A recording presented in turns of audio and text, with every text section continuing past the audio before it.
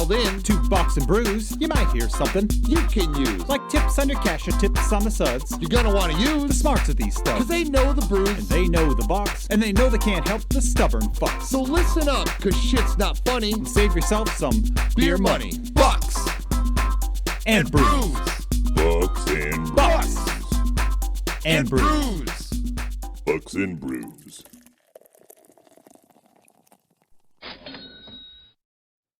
Welcome back to Bucks and Brews. Nick, less than a week this time. Not bad. We're doing pretty okay for. We're getting better, definitely. And maybe next week, midweek, we could do something, maybe? Oh, that's right. It's the fourth. It is. So yeah, I don't know. We'll figure something out. Maybe we can do something like this. Not like we do anything until the party at night. So Right. I'm around, so. yeah. A lot of happenings in the last few days. We're going to go over some of those. Yep. We're going to revisit our scam talk because we've just taken 2 scam phone calls while we've been sitting here, and I've been getting catfished by a scammer, and that's been a lot of fun that Mike and I have been playing with. Yep. So after that, we're going to get into Roe versus Wade, the overturning, and what it means to poor people. Yep. You know, we do champion poor people here. Say, and it's an episode that we don't love to have the conversation, right? It's Yeah. but one of those things that we have to. I mean, we always try to talk money, finances, and really just life in general, right? How to make a better life. Mhm. David, what are you drinking? So I'm very boring this week. I'm enjoying that. I am going with Reds again. So I have an apple, a strawberry, and a peach Reds ale. So I'm very happy about that because, again, we mentioned it on the last episode. Summer Reds is just kind of a summer drink, and it's, very light. I can have a few of those and not really have any impact on my mental capacity. So that's a good thing for me. Today is probably one of my favorite days. Not today, not just the weather-wise, right? Oh, it's beautiful. Got a little wind, like high 70s type thing. It's just absolutely an awesome day. It is. So we mentioned on here, I kind of lost like a pack or a 6-pack or a pack of Something. beer. Yeah. I think I found 3 of them. I had my Neapolitan milk stout the other day after the last podcast. I Yeah. lit up a cigar and drank my milk stout. I will tell you, finding that is like finding a $20 bill you didn't know you lost. It was Yeah, a day, yeah, right? it's a good And then- day. So then I saved. So tonight I have Black is Beautiful by produced and canned by Middle Coast Brewing Company in Traverse City, Tennessee. Because we like to lose viewers and people, I will tell you, this is brewed to support justice and equality for people of color. And by Weathered Souls Brewing Company, San Antonio, Texas. That's a beer I can get behind. Right? I mean, okay. Yes. We're going to tangent before I talk about my other beers. One thing I absolutely love about beers, like microbreweries, 90% of them, right, are pro LGBT. They're constantly doing this type of thing, right? They're raising funds, and the people that are the ones that are like, oh, I'm a huge, Republican and this and that. Bigot. That like they don't sit here and talk crap about all the. Oh, I'm not gonna. They'll be like, oh, I won't buy that, but you'll buy their other beers. Or us, right? Like you do one thing to piss us off, we're just like, fuck you, we ain't buying nothing. Yeah. So Black is Beautiful. It's actually really good. It is. It's an Imperial that I'm very excited about. I love Imperials. Really strong Imperial stout taste. Must have been drunk when I bought this one. Coffee Dino S'mores. Oh my God, that sounds delicious. Stout brewed with cocoa nibs, coffee, and natural flavors. This is an Imperial Coffee Marshmallow Stout. Oh. It is from brewed and canned off Color Brewing in Chicago, Illinois. Good town. Have another favorite of mine. Odd Side Ale, hazelnuts, raspberry variant, and then my favorite beer, the top 3. Because I wanted to have a special night tonight because I was feeling a Nick night. I have a Wisconsin Belgian Red from New Glarus Brewing, which gosh, they're just hands down my favorite. So you want a story? Yeah, of course. I went to Horrocks the other day to return bottles that I can't return at Meyer.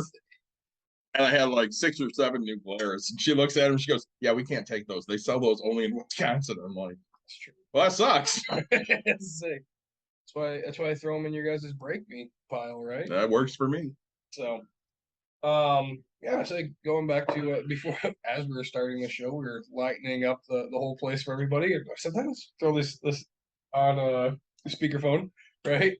Hey, yeah, I'm calling you about life insurance, and I'm like, oh, lady goes, "Are you over 50?" And I'm like, yeah, of course. I mean, who is it nowadays? And then David reaches over and he's like, "Hey, can I get that life insurance policy after I'm dead?" There's like a pause for 10 full seconds. Yeah, right? easily. And then just Click. click. All right. I thought that was a valid question. Teach me how this works. The next one we answered, I tried having fun, and I don't even know what I said. Something good with it. Why you don't talk to me? Just hey. And then they clicked as well. Hey, so we're decided tonight if I keep getting spam calls, we're just gonna put them on air. Yeah, they're just going on air. Yeah. Why the fuck not? Anybody that's listening, joining us on Twitch and all that, let us know the questions you want us to ask them. Yeah, And, absolutely. We'll have a good time with it. So, David, I hear you have a Scam. little bit of scam fun going on. So somebody followed me on Twitter like 3 weeks ago. Okay. And that's fine. They followed me. It looked somewhat legit. So I'm like, yeah, that's fine. I'll follow you back. No big deal. Because I don't really care who I follow on Twitter, and I don't care who follows me. Whatever. I just don't give a shit. So they DM me. I don't really DM on Twitter. I didn't know you could. You can. I will DM something to my daughter. Yep. Because hey, I saw this on Twitter and I just want her to see it. Share Twitter. Right. Kind of like what we do with. Right. Yep. So I get a message. "Hey, how are you?" And I ignore it for a full day. Yeah. And I get another message. "What? You can't even say hi to me?" All right, fine. "Hi. How are you?" And of course, it starts innocent enough for all of 10 minutes. Yeah. And then it goes into, "You're so sexy." "Oh, great. Thank you. Appreciate it." Noticed. I said, "I'm also very married, very happily married." Yeah. "Well, that doesn't mean we can't talk." "Yeah, we can talk all you want. We can talk." Just not about how sexy I am. So then I get a bra shot. Nice. And I got that while I was with Mike. We had gone to Aylbird to support Yep, their bartender. yeah. Oh. Can't remember her name, starts with a K. Anyways, Christy maybe. We went and supported her. Katie. It was Katie. At Aylbird. We went to support her for their fundraiser. And went back and we were drinking on the porch. So I tell him what's going on, and he's like, "I'd like to have some fun." I'm like, "All right." So I said, she's like, "What are you doing?" He, whatever, I don't know. "I'm just hanging out with my, best friend here. He's, we're having a few beers on the porch." And she's like, "Well, what does he look like?" So I send a picture of Mike. Oh. And she goes, "Well, he's sexy too. I talked to him." I'm like, "Yeah, he doesn't have Twitter. Sorry." "Well, give him my number." I'm like, "I can't. You didn't give me your number." Sick. So she gives me her number, which I did trace as a text app. Oh. Yep. So I give it to Mike, and he starts fucking with her for like that. And Go. Scam? Scam likely. All right. Hello, Snick. Hello? Hello? Just Nick. So fun. Nobody wants to talk to us on air. Weird how that works. It is. So Mike starts texting. Yep. And he's having fun now. So Mike left for camp on Saturday. Yep. This was Thursday. And she, him, they, whatever it is messaging me on Twitter. I haven't heard from Mike. I'm like, uh-huh. Was he okay? I'm like, yeah, I'm sure he's fine. Well, he's not getting a hold of me. I'm like, well, he's camping with his kids. You probably won't hear. So fast forward to yesterday. Yeah. We went over to Jim and Wendy's for a little bit, hung out with them. On the way home, I messaged back, because this person's been messaging me all day. So I messaged back to them, and they're like, yeah, I wish I'd known before you got home. I was going to ask you to stop by the store and get something for me. I'm like, yeah, how does that work? You don't live near me. Oh, well, because I need to pay for things. I'm like, all right, we're finally to it. It's taken 2.5 fucking weeks. It has. And mind you, I've been every time I'm like, I'm very happily married. I am not interested in anything from you that is sexual in any nature. Yep. But I mean, we're on almost 3 weeks of a con at this point. So let's turn this up a little bit. Why not? I go straight forward. I let it stew for a bit. So we went back and forth about the American Express gift card this person wanted. Yeah. And I played stupid like I don't understand. And then finally comes right out and says, well, I want an American Express gift card for $300. Go to the store and get it. Okay. So I said, well, I have an e-gift card. This person obviously is not American because they don't understand what the fucking e-gift card is. I said American Express, not e-gift card. Oh, Jesus Christ. I try to explain it, and they're too fucking stupid to understand. Yeah. So we're going back and forth, and finally I'm like, well, I'm buying you a $300 gift card. What am I getting out of it? No. And I get, well, I see where you're going with this. All right, where am I going? Well, what do you want? I'm like, no, you saw where I was going. Where am I going? So, we get to basically she's like, well, I'll come have sex with you. I'm like, great, you don't live here. She's like, well, we can make this happen. I'm like, all right, so that flight too. Probably. So I up my game. I hop on Google and I search random dicks. And I find a huge cock and I screenshot it to her. Oh my God, that's awesome. Okay, great. I'm glad you're happy about it. I don't know who that guy is. I don't know who that guy is, but exactly. So then, well, I want a face shot. I'm not giving you a fucking face shot. Screw you. Yeah. I've always had some resemblance to Chris Zorich, who played defensive line for Notre Dame and then for the Chicago Bears. So I went and found a Chris Zorich picture. And I sent that. She goes, no, I want full body. I'm like, you're making me do a lot of work here. What the fuck am I getting out of this? So I get a picture back, which is, hiding titties, but that fine. I'm just trying to get, whatever this person is doing out in the open. So I go find a different picture of Chris Zorich and I send that. And then for like the next hour, we go back and forth on give me the American Express gift card. I need a picture of the front, the back, and the receipt. Yep. And I'm like, oh my God, I can't believe I sent you a dick pic. My wife's going to divorce me. So now I'm frantic for like 30 minutes. And then they want me to join some other texting service. And I'm like, yeah, I can't do that. Everything I see says it's a scammer. Are you a scammer? Are you scamming me? And of course, then they get pissed off at me because I'm accusing them of being a scammer. Yeah. So after that, I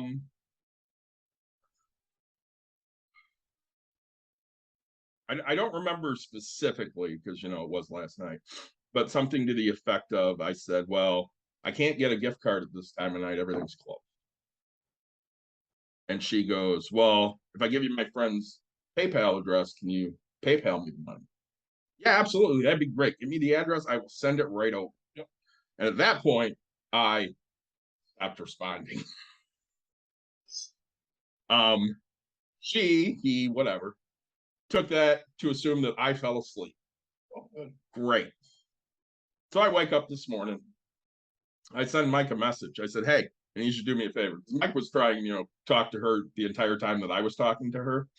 And I was screenshotting him everything. So I said, hey, contact her this afternoon. Tell her that you heard I was really upset about something last night. You're not sure what it was, but I had a heart attack and I'm in the hospital. So sure enough, Mike did that this afternoon. So we're still playing the long con here because, again, the more I can fuck around with this person's time, the less chance they have to scam somebody else. Yeah. I got the same thing on my Facebook a while ago. Yeah. Oh, hey. And I was like, oh, instantly I'm like, oh, I've missed you so much, right? Like, oh, yeah. And I was like, oh, and they just play it off like, oh, yeah, I remember those times. Those were great times. And I was like, yeah, I still have no idea who you are. And then I just used a gift card because I was buying on a site that I don't normally buy on. Yeah. And it was a Google Play card. And that's what they wanted. And I don't know what, like, I had it. I think I probably bought part of a game or something on my phone, right? My brother was, it's probably Pokemon Go, to be honest. Like, my brother used it, I used it. I have this, and slowly I'd send the first three numbers. What's that? Oh, it's the first three numbers. You got to earn the rest, right? And you guys constantly, I'm gonna just start like making up random numbers. You know, you and I are too similar because when I was setting the e-gift card, I went to a gift card generator, random numbers, and I'm like, this is everything for the last 6 digits. Exactly. What are you doing for the last 6 digits? Get them. And mine didn't last enough 3 weeks. Mine only lasted probably, I don't know, just two days of like fun. And my wife is sitting there looking at me like I'm crazy because I have tears in my eyes by how much I'm messing with these people. My wife did the same thing. She's like, why are you doing this? This is stupid. I'm like, I'm having a blast. I'm right. Like, as you said, it's keeping them from screwing with other people. You know, I mean, we know that your daughter got almost taken. Yeah. Ran. Yeah. These happen. Yeah. And if we're smart enough to sniff them out, which we are, we might as well fuck with these people back. That's a fact. So, like, Mike and I have elaborate plans for this person. So, I mean, this is going to continue for a little while here because why the fuck? I can't believe you cheating on me with Mike. Oh, yeah, totally that. He's going to message her in the morning and basically say that my wife found my phone and some messages and a dick pic and what the hell is going on? I might actually commit suicide at some point. Oh, no, this could be horrible. And then post on Twitter. RIP myself. Say, yeah. No. So right, like in the news, I mean, Twitter, social media, I mean everything. Right? Everything. It's blowing up right now. As it should. Yeah. Roe versus Wade was overturned by the United States Congress. And, Supreme Court. Excuse me, the Supreme Court. There's a lot of people not happy about it. There's some people that are happy about it. And probably 60-40. It's kind of funny that you say that because like I've heard so many numbers, right? So the other day I heard somebody say, look, it's 80% of people that are unhappy. Okay? And then today, actually, I was sitting at lunch, which was a fun story. So I decided, I was kind of on my way home. I had some stuff, and so I stopped at a restaurant on my main road. Okay. And so my car is parked out front. And I know my wife has to go by in the next 20 minutes. And, my food, I end up taking a phone call because I'm buying a house. And so the person on the other line was about the house, talking. My food comes out, it's sitting there, and like I'm not eating. So she calls me, and I was like, hey, I'll call you back because I'm on the other line. And she sent me a text. I just read it, actually. It was funny. This was noon. She's like, oh, is your mouth full? I was like, no, it's the fact that I was talking on the phone. But, I'm sitting here going, huh.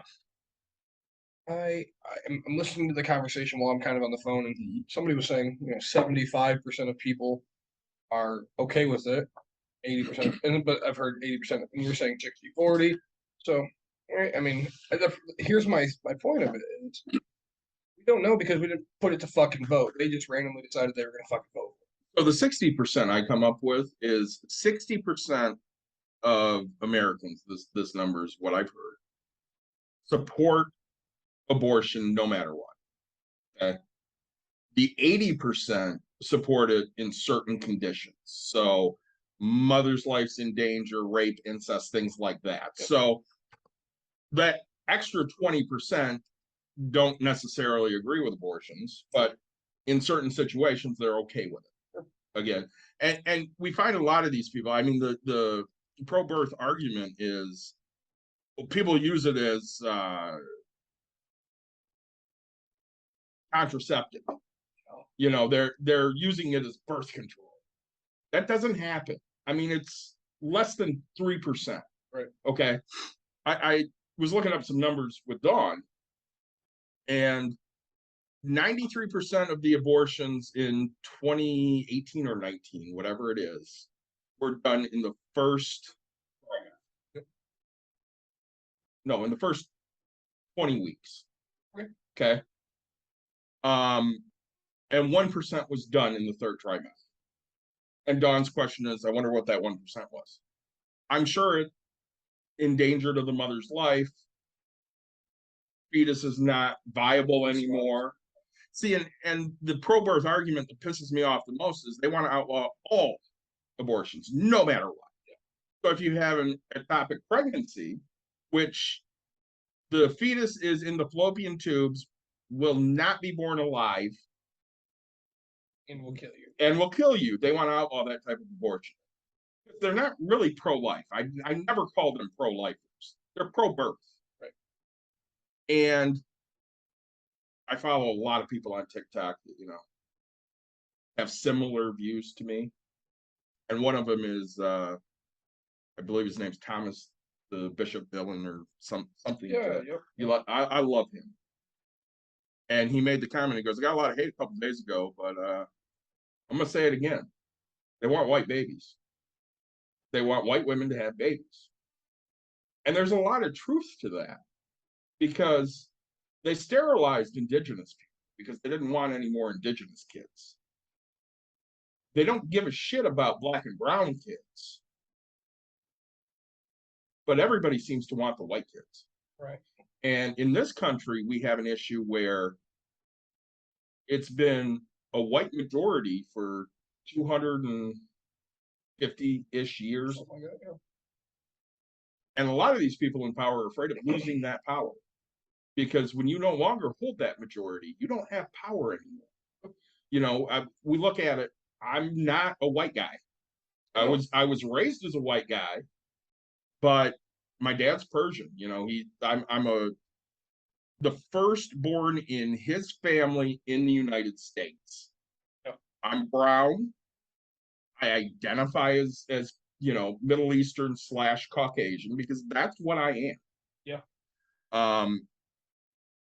And I made the comment last night that if I had never left Plainwell, if I had just grown up there and stayed there my entire life, I wouldn't understand the struggles that people of color go through. I just wouldn't understand it. Because when I was growing up and in high school, I had that feeling that, you hear all the time, well, they're just lazy. They just don't want to work. Yeah. They're just out there gangbanging. And that's why it's so hard for me to see it, right? Because I grew up in that, right? Yeah. Right? And people don't understand it. It's like when you were the one white family, there was 2 white families in our neighborhood of thousands, right? Yeah. Like very predominantly African American and then a very Hispanic neighborhood. Mm-hmm. Like when we got pulled over, the cops would go, "What are you boys doing here? Why are you here? What?" And I get asked the same questions that people tell me. They're like, "So to me, it's just don't tell me that it doesn't happen because it happened to me all the time. Like it was natural, it was normal, right? I was in a spot that apparently I didn't know I wasn't supposed to be there. Like it never crossed my mind. Like a young naive child, yeah, that's just doing what he's supposed to do. I will say, there's a lot of things going on that very hard because right now we need to come together, right? My wife Courtney and I stayed up the night that it happened, and we were talking, and I was kind of giving, we're some educated, and to me, it's too late to fix what's already done, and now going forward, right? How do we? Where do we go from here? And because you and I are on the same page of, man, if they get rid of Plan B, if they get rid of, things that's harming the mothers, right? We have to get that doesn't happen. I had a person post, Facebook post won't change anything. When do we riot? Right? And my response was, a riot will not change anything. People need to vote. Women need to risk it all. And overcrowd the system. Every medical worker that has already risked their life needs to walk out and not help a single citizen. Every American needs to not pay taxes and defund the government, so that way they're not paid. And, because I say it in everything, right? Like it takes literally the entire village to make it happen. Yeah. We talked about it for real. Like, we talked about it on the real estate side, right? You get everybody in the if you know that your owner isn't financially backed by millions and billions, if every tenant doesn't pay, sure you're gonna drown that one. But like if they're backed, it's really hard. So now if you get every medical worker, right, that just stops. So somebody came back and they're like, I love it when a man's telling a woman what they need to do. What are you going to do to support women? Surely you're going to do more than commenting on Facebook, giving your 2 cents. I can assure you, giving your 2 cents that women, I can assure you, are not asking for. And I'm like, I have a response. What am I doing? I was like, I vote, right? I lend an ear, I lend a shoulder for voices and tears. I offered and donate my money to a place in Grand Rapids that has protesters on a daily basis, right? Sure it's not much. I'm not gonna sit here and tell you guys it's millions, right? But like just to piss people off, I went and dropped $100 off because and I flip them off every time. I lay on my horn. I do that. I said I'm no saint, but I sure as shit don't listen to people who assure me women are not asking for ideas and how to fix the situation because I've been asked, right? I've been, hey, what? And I said, you don't live my life and you don't know the women I talk to, right? So that's kind of like advice, I say, I know your wife is very high strung. She's very about this, like, and she doesn't understand, like, some of her posts piss me off. Oh, I'm right? sure. Like, she literally calls out, oh, maybe that'll change white men's blah, blah, blah. And it's like, I'm a white fucking male, right? Like, do not group me. Do not say that. Just like African Americans, right? You say they're all gang. No, don't sit here and group me. Sure, I get where you're trying, but like, don't, right? Because you're just gonna piss off the ones that do care. You're gonna piss off the ones that are trying. I mean, See, and don't be that way. I look at it a different way. Sure. Okay, if she posts something to that nature, and let's say it affects me in some way, okay, men stop doing, not white men, but just men. I only take it personally if it's something I do. I don't take it personally if that's not how I am. Like if she posted men stop beating on homosexual, okay, I'm not going to take that personally because I don't do that. Okay. And again, with you, I say this to you all the time, exception to the rule. Okay. We have these conversations. So like we talked at the end of the last episode about questions Dawn had on housing and rent control. Yeah. And I get home and I'm like, yeah, Nick and I were talking about it. And she's like, yeah, I'm sure he was pissed off. I'm like, no, he wasn't. We were having an actual good conversation. And I brought her back to last year when we were in your pool. Yeah. And we're talking about who to vote for. And you're like, I can't vote for Biden. These are the reasons. Yep. Doesn't mean I'm voting for Trump. It just means I can't vote for Biden because he's going to hurt my business. He's, wanting to put a limit on whatever it was. I don't remember. It was the only time you had somebody tell you why voting for Biden was a bad idea. And you sat there, you listened to him, he made sense, and you went, yeah, I understand where you're coming from. But I said, Nick was the only one. I said, I don't agree that, landlords should be able to up rent 200%, even though a lot of them are doing it. I think there should be a cap of some sort. I understand why Nick doesn't feel that. I said, but the problem we have is Nick sits here and he goes, well, I haven't raised rent in 5 years on this property, and I'm having an internal battle on raising it $25. Okay. You're the only person I know that would have that battle. I would have that battle, but I'm not a landlord. I don't want to be. Right? But you're the only landlord I know that will sit there and have that battle of, I charged $800 for this 5 years ago, and God, I just don't want to charge them $825. Well, and it's, I'm turning into the person that I buy from. Mm-hmm. Okay. So I'm not saying I'm not a saint, right? Like, right. But when I purchased one of my duplex, right, one of them was at 500, the other was at 300, right? Because the guy had owned it from literally 80 years. I mean, it's just so fucking long.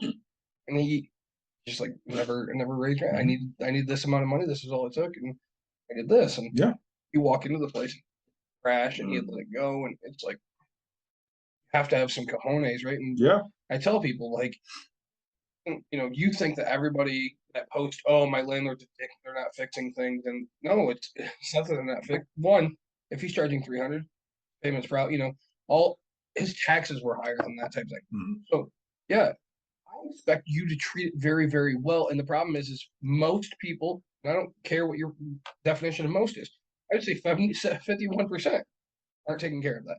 Now, if you go to lower income, it's even fucking worse, right? Yes. And I offer lower income things, and just the give a shit. Doesn't fucking get right. We had that argument here. I did a I got him in real estate, don't even know my own fucking terms. I did a move out inspection, right? Mhm. And actually, I did an inspection while the people were still there, and there's a hole in the wall and a hole in the fucking door. And I was like, "Hey, man, what happened here?" Right? Mind you, it's $250 for a door. And he's like, "Oh, I was gonna punch my roommate. Instead of punching my roommate, I punched the door." And I was like, "Well, that's gonna fucking funny, right?" Like, and it's just again, don't break my shit, right? Break your own shit. Like, throw your fucking laptop. Do what you gotta do, but don't throw it on my house, in my house, Right. around my stuff. Like, and people don't see how often that type of thing happens, right? Now we know how many domestic cases are out there, right? And both men and women, they'll throw shit, right? Oh, there goes my fucking window. Yep. And it's like, now the problem is okay, so here's always the situations where my tenant's already struggling in the first place. I have to fix that window. Okay. That cost me, I don't care, it was small number, $400. Mhm. Hey, I can't say I'm not going to fix that window until you pay me. I have to fix the window and then charge you. And then I can move for my eviction after that and do all that if you don't pay. But it's like, I have to front every goddamn dollar and you get to finance the world, right? Like, that's not how it should be working here. You do what's right. You should pay, and a lot of it, rents wouldn't be that high if people fucking took care of things in those types of areas. Right. Well, and again, your rents wouldn't be high. So I told you about the. Here we go. Hang on. Scam. I don't know. Hold on. Well, it's Nick. Hey Nick, this is Michael, Blue Water Pools. Oh, sorry. Let's say, Michael, what's going on? Go that way. I'll tell you. Yeah. Nick is hoping to get his pool fixed. So It sounds like as we're talking here, I'm going to divulge off of the house conversation. I really want to have that conversation with Nick, and I'm going to throw out some stats because I love stats. So 59% of women seeking abortions are mothers facing high poverty risk. This is what we find with a lot of abortions. It's mothers that simply can't afford to have more children. And the answer from the pro birthers are always, well, then they shouldn't have had sex. Okay, that's great. There are a million things I shouldn't do that I do, and afterwards I'm like, man, I shouldn't have done that. But that doesn't mean we can sit there and pass that kind of judgment saying, well, that woman's horrible because she decided, to go have sex with a guy and, something happened. He pulled the condom off or her birth control didn't work. We don't know what the situations are because we didn't have to deal with that. And what a lot of people don't understand is Thanks, sir. unless you're making the decision, it literally has no impact on you. It's not your life. It's not your body, which is why we need to keep those things separate. So back to the housing conversations. Well, Next, real Matt. quick, Yeah, go ahead. that is great. I posted because I have a scenario, right?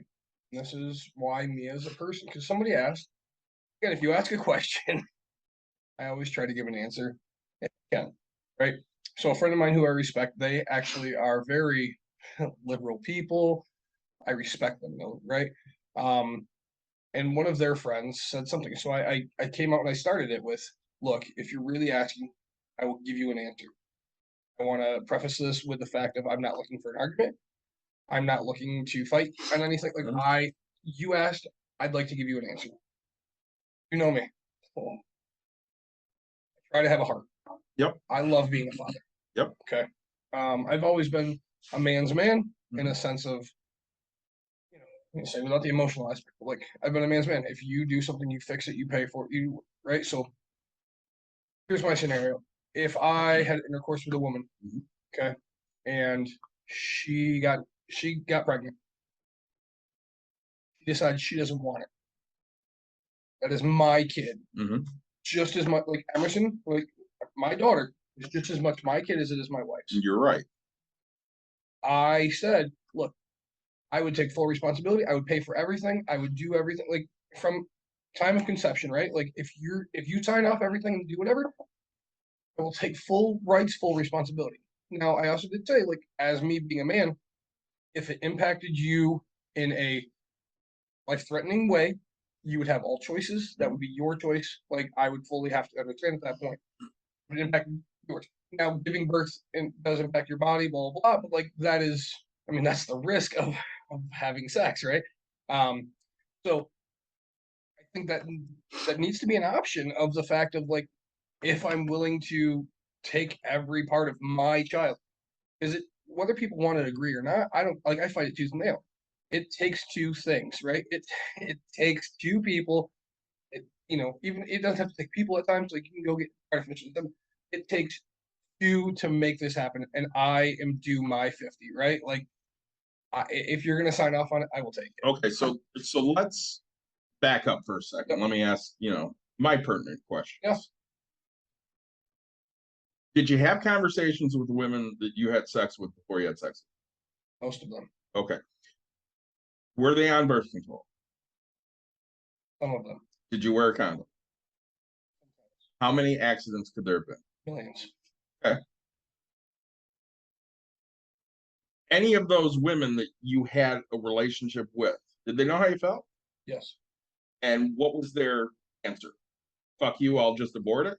No, their answer was, this is why we're doing it. Say, right? Like it wasn't a sales tactic. Like, I don't know. I've always been very upfront about my sexual relations. And that's the point. If I'm doing it, I know what my outcome could be. I don't want to say consequences now. Like I absolutely fucking love being a dad. Like Yep. I know what I'm getting myself into. To be honest, I've never had a one night stand intentionally. I've never done randomness. Yep. Like it's a relationship aspect of things to me, right? Because again, I don't know, like that's why I'm successful is because I always think that way. Like, like I look forward to if I get into real estate, the worst thing that happens is I get foreclosed on. If I get into bed with a woman, the worst thing that happens is I have a kid, which ends up being the best thing. Like, sure, financially you're not set for it, blah, blah, blah. There's all these millions of things, which we're going to talk about, low income stuff. But I've always set myself up to know that, like, no matter what, I'm guaranteed that I'm going to make this happen, right? Well, and I can tell you, the only woman I've ever had unprotected sex with You're a lady. is my wife. Yeah. Everybody else, I wore a condom. Yeah. Now, even with my wife, You get a scam call? no. Damn it. Even with my wife, physical therapy, She's a voicemail. Say that thing vibrating like crazy. we were stupid. Yeah. I mean, we were both honest with each other, Yep. but we were idiots and trusted each other. Yeah. I'm like, yeah, I'm not fucking anybody else. She's like, I'm not fucking anybody else. She goes, I can't get pregnant. I don't have any diseases. And we're like, great. So, Yeah. we did not use any protection ever because I trusted that she couldn't get pregnant and she trusted that I wasn't out fucking other people. Right. And I trusted that she wasn't out fucking other people. And that's just it, right? Like you have to, when you're young, you're dumb. I mean, you are absolutely you are fucking stupid, dumb, right? And her and I say it all the time to each other. We're like, oh my god, we were so fucking stupid. I mean, Courtney's parents are going to listen to this, right? We were Probably not. We were fucking young and dumb, right? Yeah. Like, Jesus Christ. I mean, I don't know why I don't have 500 kids.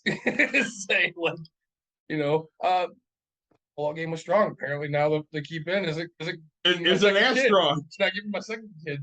Right, but like I don't know. And so that's why it's not entitlement. I don't know, like it's my duty, it's my privilege. It's mine, man. I think mine and then some. I think privilege is a good word because and again we'll go back to ignorance. Yeah. Ignorance is not a bad thing. Privilege is not a bad thing. It just means you have different life experiences than somebody else. Okay. I was very privileged growing up. I remember that somebody said to me when I was young, not overly young, but like late teens, everybody should live poor at least once in their life because they'll value things more if they do. And I went, that's the dumbest fucking thing I ever heard. I'm never going to be poor. And then I was poor. Poor, yeah. And I value things way more now. And I think the problem with that is the rich people that attempt to go poor. When you hear the stories, there've been a few guys who have like they've given up everything. They left with a cell phone and their clothes, and they go live on the street. And they're like, "Hey, I'm gonna get back to being rich." They kind of did it with the. They were doing it during the pandemic. Grant Cardone was part of a thing, and I was watching the show. Undercover Billionaires is what it was, or something like that. And so, but basically, they drive to a random ass town, like across the way, not into a big city though, right? I mean, one of them was like Hammond, Indiana. exactly, right? And so they're like, all right, hey, figure out how to make money. And so like these people just the problem is their knowledge that they have, right? So they can go in, they just go to business owner, hey man, this is what I'm gonna do for you, this is how I'm gonna do it. And like sales, right? Sales is where it's at. And so then they show how they've done all this and hey, I'm gonna take this to the next level, I'm gonna do these things. And so I don't think you'll value I think that if you live poor, you wouldn't value it because you have that knowledge of how never to be poor, right? Like just like you now, you lived it, but like you would never go back. So like I started there. I mean, I hope like I don't know, my work ethic's really going down. I'll tell you that much. But I'll never live like that, right? I mean, I'll be okay. We won't always be the richest people in the world, but we'll be okay. Right. So that's the goal. Yeah. And so I think that honestly, most of the things I see with what people see as homeless, right? Like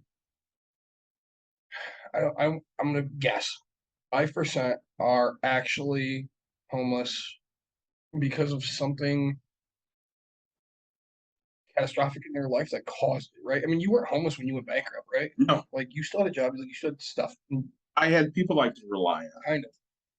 But I would say 95% of the people that you see downtown and they have mental problems and they need help and stuff like that, right? Like it's not something they're lazy and blah blah. It's just the fact that they have mental problems and they need some help to figure it out, right? And of course, the unfortunate thing in this country, and we're proving this time and time again, is we give a shit about it until it's born. And once that child is born, we don't give a shit anymore. 100%. And it doesn't matter what they are. I mean, they could be a veteran, they could be, a business person, they could be an athlete. It doesn't matter what the fuck they are. If they had hard times, fuck them, that's their problem. But saying that's exactly here's my problem. Let's call it Republican, right? I'm not pro money or whatever. I'm not pro government fundings. I think that it should be step by step to get you off of it, wean you, and they don't have enough people, they don't have enough time, blah blah. But that's exactly what's happening is, hey, we want you to carry it. But then you're still the person that bitches. Oh, that mom, you hear it all the time. Yeah. Oh, and I've been notorious for it because I hate tax time. Yeah. Right. That's where the rich. That's where the hood rich comes in, right? Like, oh, hey, we're going out to dinner and we're doing things. It's like, invest your fucking money. Don't be out here spending $900 on a goddamn meal because you have it. You got $11,000 fucking tax rebate. Just guess what? In June you're gonna fucking need that money. Like, just invest that. Do something. Be smart with it. And one of the things that pisses me off the most is you'll listen to the conservatives go, we can't have universal health care. It's a horrible idea. I'm not paying for everybody else's health care. Yeah. If we had universal health care, we would pay less in medical than we're doing right now. Because when you look at premiums that businesses are putting out, when you look at deductibles that people are putting out, or out-of-pocket maxes that people are putting out, it's fucking ridiculous. We don't have universal health care, but we have aspects of it. Right? We have the ACA, which again, it's a marketplace where you can go and buy insurance. How much do you pay a week or a month for health insurance? Because I work for them? Sure. My HSA, I probably pay about $50 a month. Right, and that's for two of you?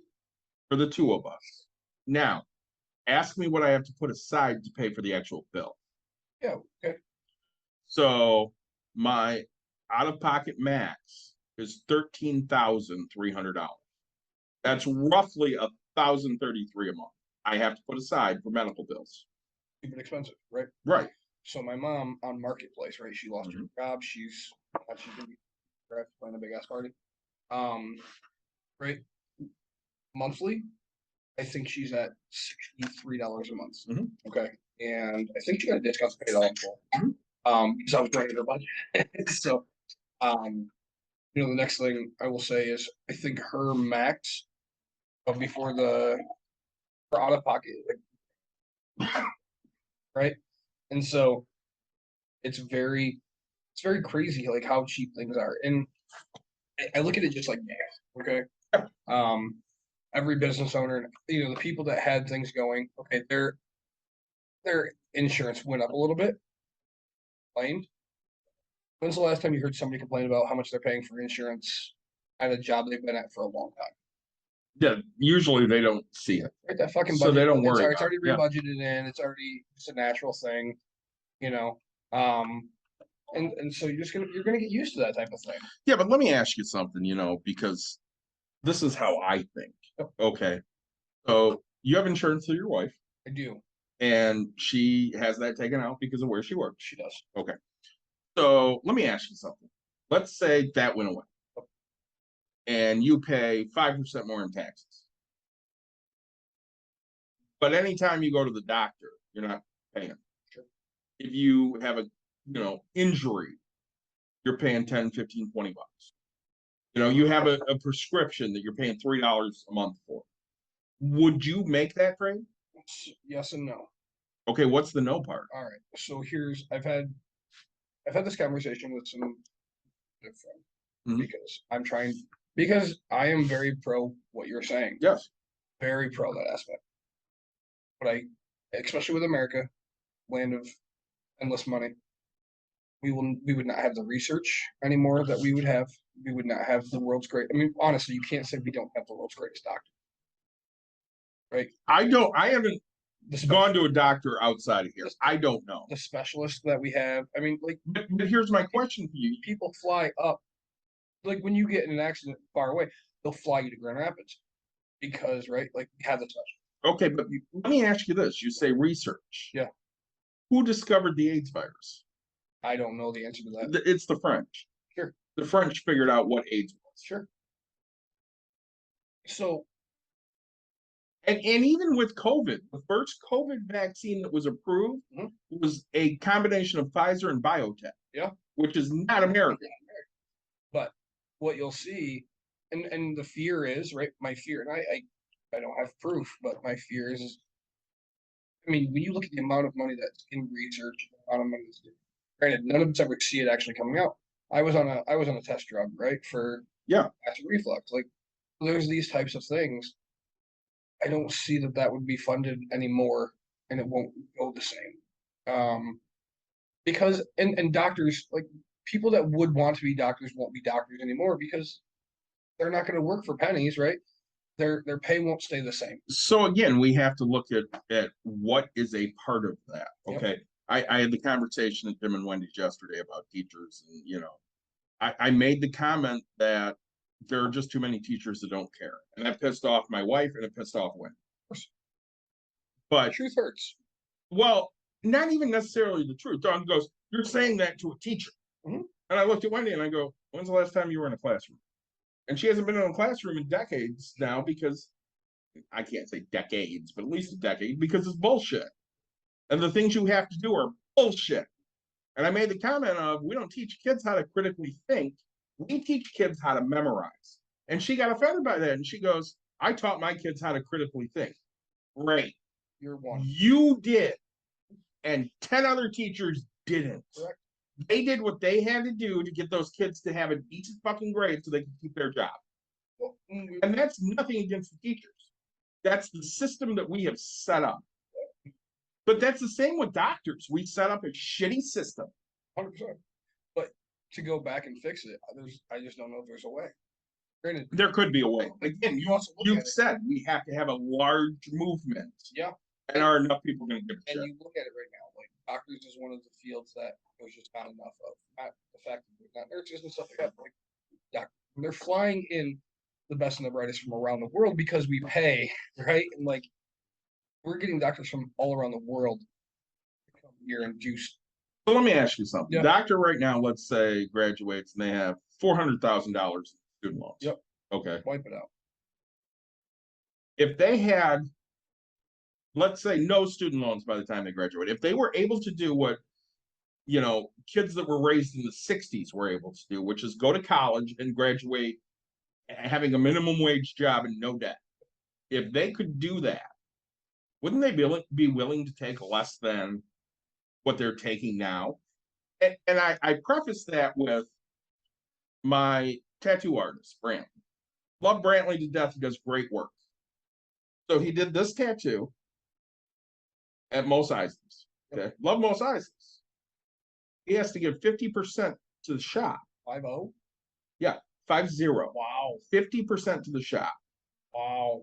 Because they get in a lot of newer artists, and that's how you get your start and you build your following, okay? So you're paying for the ability to work at a popular tattoo shop, okay? This cost me, I think he charged me $450 and I gave him $5. He had quoted me $6. This one, he quoted me $150 an hour. Okay. $150 an hour. He goes, I got you down for 9 hours. I don't think it'll take. You want to know what he charged me for it? I am. $300. Because it took way less time than he thought it would. And I gave him $350 or $400. Sure. Because to me, he's worth it. And you look at this stuff, so he worked for a place that he had to give 50% to. And these tattoos are both fairly detailed, okay? Sure. They're pretty similar. Why does this cost $200 more? Same size, same everything. Yeah. It costs that because he has to give half of his money away. Yeah. This, he can charge what he actually believes it's worth, because instead of, he went to a new shop and he pays a set price for the chair every month. I want to say it's $900. I'm just pulling that number out of my ass. I don't know what it is. But let's say it's $900. So he does 3 of these tattoos and it's paid for. And the rest of it is pure profit. Yep. And if we wanted to fix this country, that's what medical would look like. Well, the problem is, I mean, yes and no. Okay. I disagree with you. You're happy and content with that, and you're fine, right? Mhm. But like, rich people would only, like, the doctors would only work for the rich people. At that point, you wouldn't see the ones, because how it would work is, hey, we'll take 100 clients. Let's just do round numbers, right? We'll take 100 clients, and we only want to see this guy. We only want to see this guy. This Yeah, is all but he can see. that's not necessarily how it works.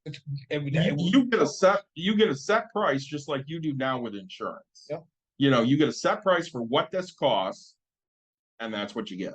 And it doesn't matter if it's a rich person or a poor person. You're saying because he got to go to a different. So if a doctor can do private practice, doctors can make more than a hospital doctor. Absolutely, they do. So like that's. But we wouldn't have private practice doctors anymore.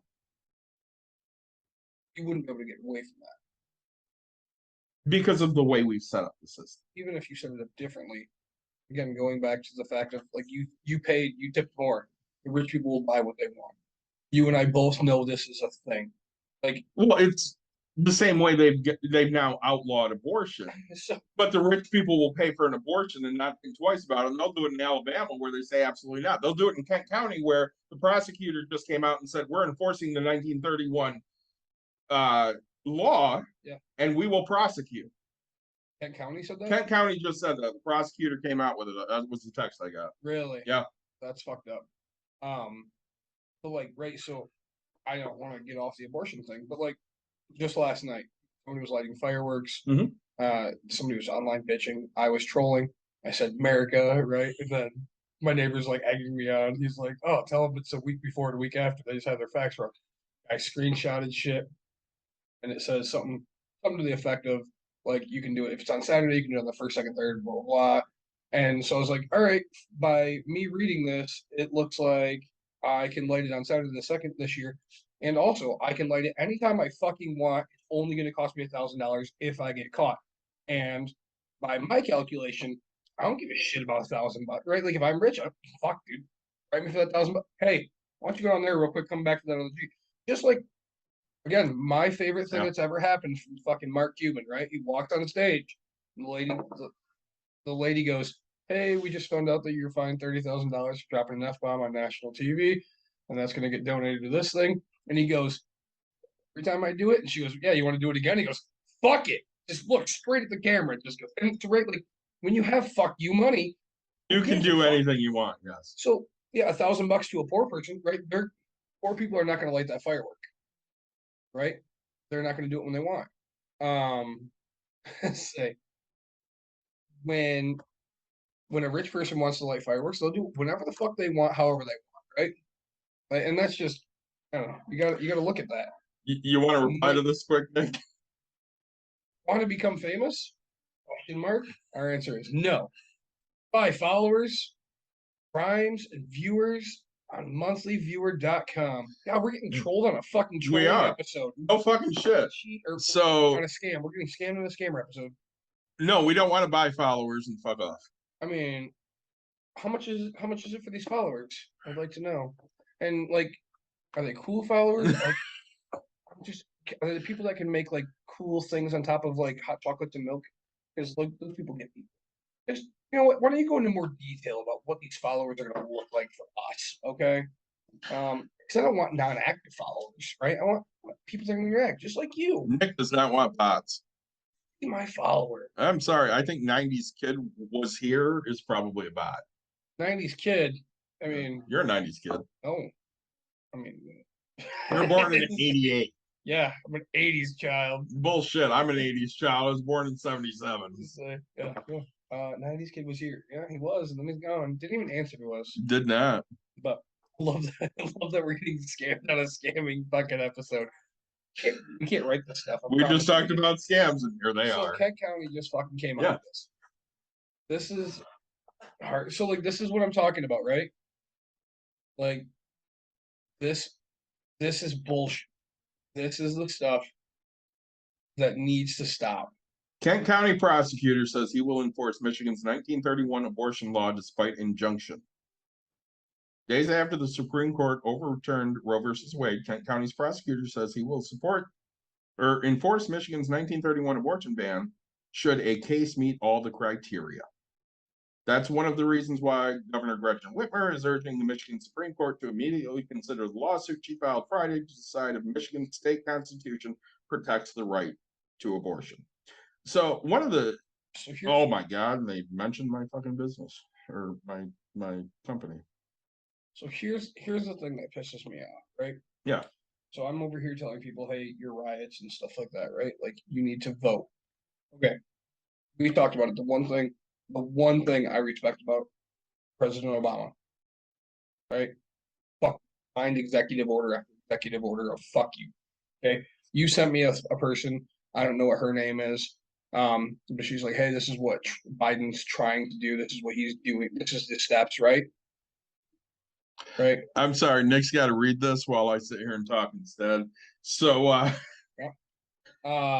say, like, this is the thing that pisses me off is the fact that like Biden quit being a fucking pussy, right? Yeah, seriously, sign some fucking executive orders. Dude, like, put this right. Like, this is the time for your nation. This is everything you need to do. And the problem is, I like Joe Biden as a person. I think he's a good person. I don't know. I mean, he seems empathetic. He seems to care about, people, and that's great. But he's a career politician, and he's still being a politician. Stop being a fucking politician and do something. Because you're sitting here going, well, we got to work through Congress. Congress has no fucking interest in working with you. They basically said as such. And even though there's a 50-50 split, two of these fucking Democrats are Republicans, Manchin and Sinema. So they're not voting for anything you fucking want anyway. So tell them to piss off. But I will tell you. So Supreme Court justice, right? Yeah. Goes under oath. Yes. No, I have no intention of fucking overturning this. It's a decided precedent. This doesn't matter. The fact is right. I get that you can change your mind, Mhm. but you've been in office for what, a month and a half, and you've changed your mind already. Like, I don't know. Trust me, everybody knows how I stand on fucking Brett Kavanaugh. I wish that guy would fucking eat a bullet that he has of his own, right? Go Right. fucking, go do that keg stand back that you fucking did in college days. Fucking choke. Like, I think Brett Kavanaugh is one of the biggest pieces of shit on the planet. Yes. And I don't even know the guy personally. Listening to him talk, the things that he says, the things that he does. Very misogynistic. This is a guy who, honestly, if he held his hand out to introduce himself, I would officially go, "And a hard pass from me, dog." Yep. Like I'm not gonna do that, right? But again, I don't hang out with those types of people. And everybody asks me all the time, would you say the F-bomb in front of the Pope? Fuck yes, I would, Yeah. right? Because that's who I am. Like, I have a story for you too. my grandma, the only person that asked me not to, and I think I said it once or twice, right? But like, it's just, I respected her. You like beer? Me, Donkey Dog Doug, Gangbang Greg. Are you gonna sit there and talk about how much you love beer in front of fucking Congress? Oh, fuck yes. And then get elected to it? Fuck yes. So I just want you to know that I'm a normal person. I like beer. I'm at Holland Pride on Me Saturday. and my dad, we go weightlifting. Yeah. And I think I told you a little bit of the story. So a guy walks Oh, yeah. past the booth, and we have a sign that says, if anybody's ever made you feel less than fucking fantastic, take a hug or a flower. Sure. And he looks at it and he reads it and he goes, what's the difference between fantastic and fucking fantastic? I said, well, I'm a coach, and I would say fantastic is when you win a game. But fucking fantastic is when you win a playoff game. Right? Yeah. And he goes, you can't just use it without the F word. You could, but it doesn't have the same context. It's like, wow. And he goes, so you don't find that offensive? No, I don't find that word offensive at all. I'm gonna look this up now. He goes, so if I said, fuck you, you wouldn't find that offensive. I said, well, it would depend on who you are to me and the context in which you're using it. And he goes, well, I don't understand. I said, I tell my friends, fuck you all the time. They don't care. Fact. They're my friends. Right. He goes, well, that's just because they're used to it. It's still vulgar. I went, all right, well, we don't agree. Say, And I know he was waiting for me to back down, but I'm sorry, I'm not going to back down. Fuck is not an offensive word. you sent this to me, so Mhm. I came back instantly, right? Like, You did. within 1 minute. I was fucking someone, not offensive. This is fucking awesome. I fucking love this. I could fucking do this for days. Like, those are the things I said back. I was like, Yeah. all not offensive fucks. And they're not. Like, if it said directly, fuck you, yes, okay, sure. But again, it depends on the person.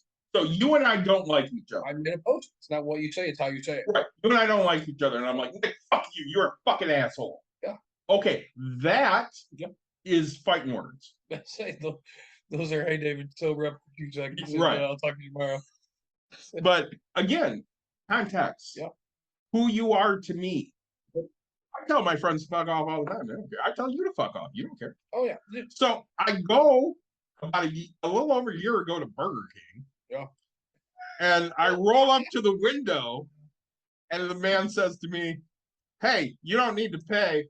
And Nick says, go fuck yourself. And I just laughed. I thought it was fucking hilarious. And what did I do the minute I pulled away from the window? I called you. Phone call, yeah. Hey, And you're like, did he say it? I'm like, he did. And you're like, oh my God, that was the best money I ever spent. and so you look at it, and it's just, so everybody's not gonna agree on things. I know we're getting off, but like, my heart, like my body, my emotions right now are not in check because I'm very devastated by what Kent County just did. Like, I'm back to when the Supreme Court made their ruling. Like, I feel for, like, I have a daughter. Mm-hmm. Like, she's a female. She is the one that has to have a kid, right? Like, if I mean, even at that, like my wife, right? Like, we had a kid and we talked about everything along the way. My wife and I talked about everything because, like, the first time you go get a heartbeat, like you're like, hey, what if it's not there, right? What if, right? And we also, like, I'm not afraid to admit, like, you could see my fucking smile and my tears fucking light up that room when I Yeah. heard that first heartbeat, right? Like, I was the happiest fucking person. Again, like, Yeah. and it Not offensive. was, I mean, I when we had our kid, I jumped, I Emmett Smith down the hallway, fucking leg kick up in the air. I was like, we have it, like, but I get that it's your body, your choice. But again, the one scenario, again, it should be a choice, right? It should be a choice. It should be a choice. I have to force you to go get one. It should be a choice for you not to get one. Like, it's a choice system. Well, This and is how many something- women have been forced into that choice? Because we know it happens all the time. all the fucking So Dawn and I had a great conversation before I came here. Yeah. And you know, I well, I think this is going to piss you off even more. So, my wife had an attempted rape on her in 2016. she's working for a hotel. She was working for a hotel. And this motherfucker from Alsip, Illinois, named Jacob Winter, fuck you, Jacob Winter, Yeah. tried to rape my wife because he told him, he had come to the hotel several times on business, and he's like, yeah, you're a little different. She's like, well, yeah, I had a stroke.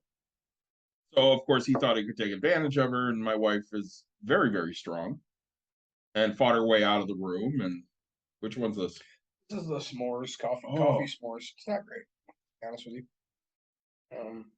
It's just okay. Yeah, Very coffee. I give reviews, so that was just not great. So It's okay at best. Out of 5, I'd say a solid 2.5, 3. I wouldn't give it a 3. I'd go for the 2. 2? Yeah. So she said to me today, she goes, let's say for a minute he was successful in raping me. And let's say I Could have a kid. could have a child. If I had gotten pregnant, would you accept that child? I said, fuck no. I'd want to beat the shit out of it every fucking day. And I am not violent towards children at all. But I can't look at that kid with that guy's face on it and not want to fucking go off. And she goes, honestly, I feel the same way. I could never have a child in that situation. And I couldn't ask you to be okay with it. I'm like, yeah, I just couldn't fucking be okay with it. Yeah, so like I never even like, and you know Yep. me. We've known each other. I am the person who hates hypotheticals more than anybody in this. Yep. Right, like because they always go too far, and they always right. Like I'm just because they're not they're Yeah. not situations, right? You know what, like I'd raise the child, but me being like I'm asshole like you are, right? You and I would both make sure that that guy had nothing to do with that kid in any way, shape, or form. Yeah, I couldn't even do that. I want that gone and erased and whatever it takes. So I don't know. That's yeah. So we have a friend who is married. They've been married for 10 years. Okay. Mm-hmm. They've been separated for 3 years now. She has a kid, another guy. Okay. Guess who's financially responsible for that kid? Don't tell me he is. Husband, because they're Why? not divorced. Oh, give me a fucking break.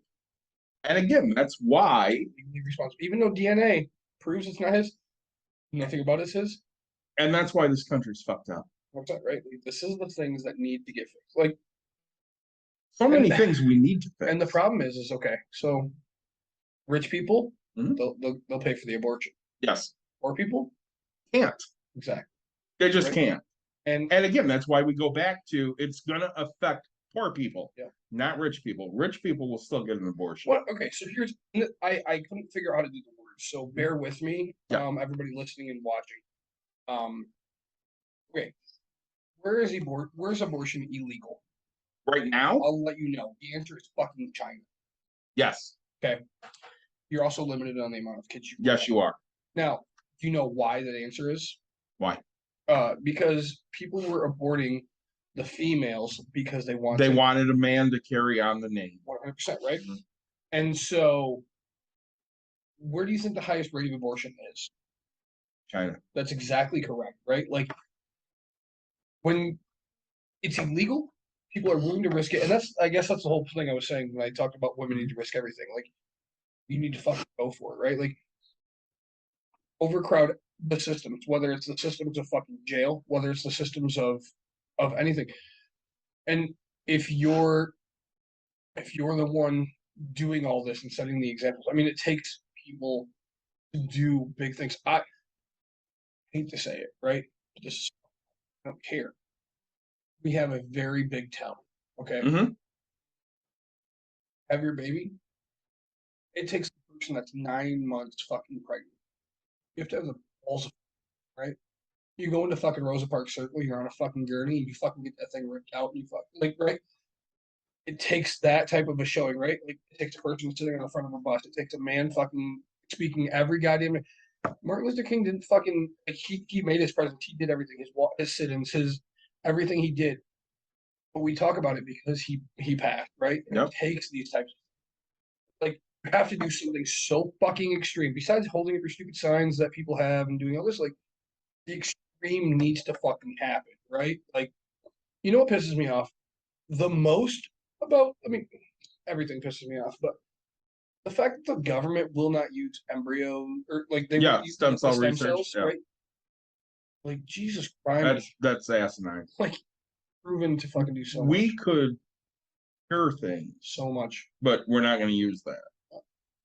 you know, and with with every humor, there's usually a bit of truth, Absolutely. right?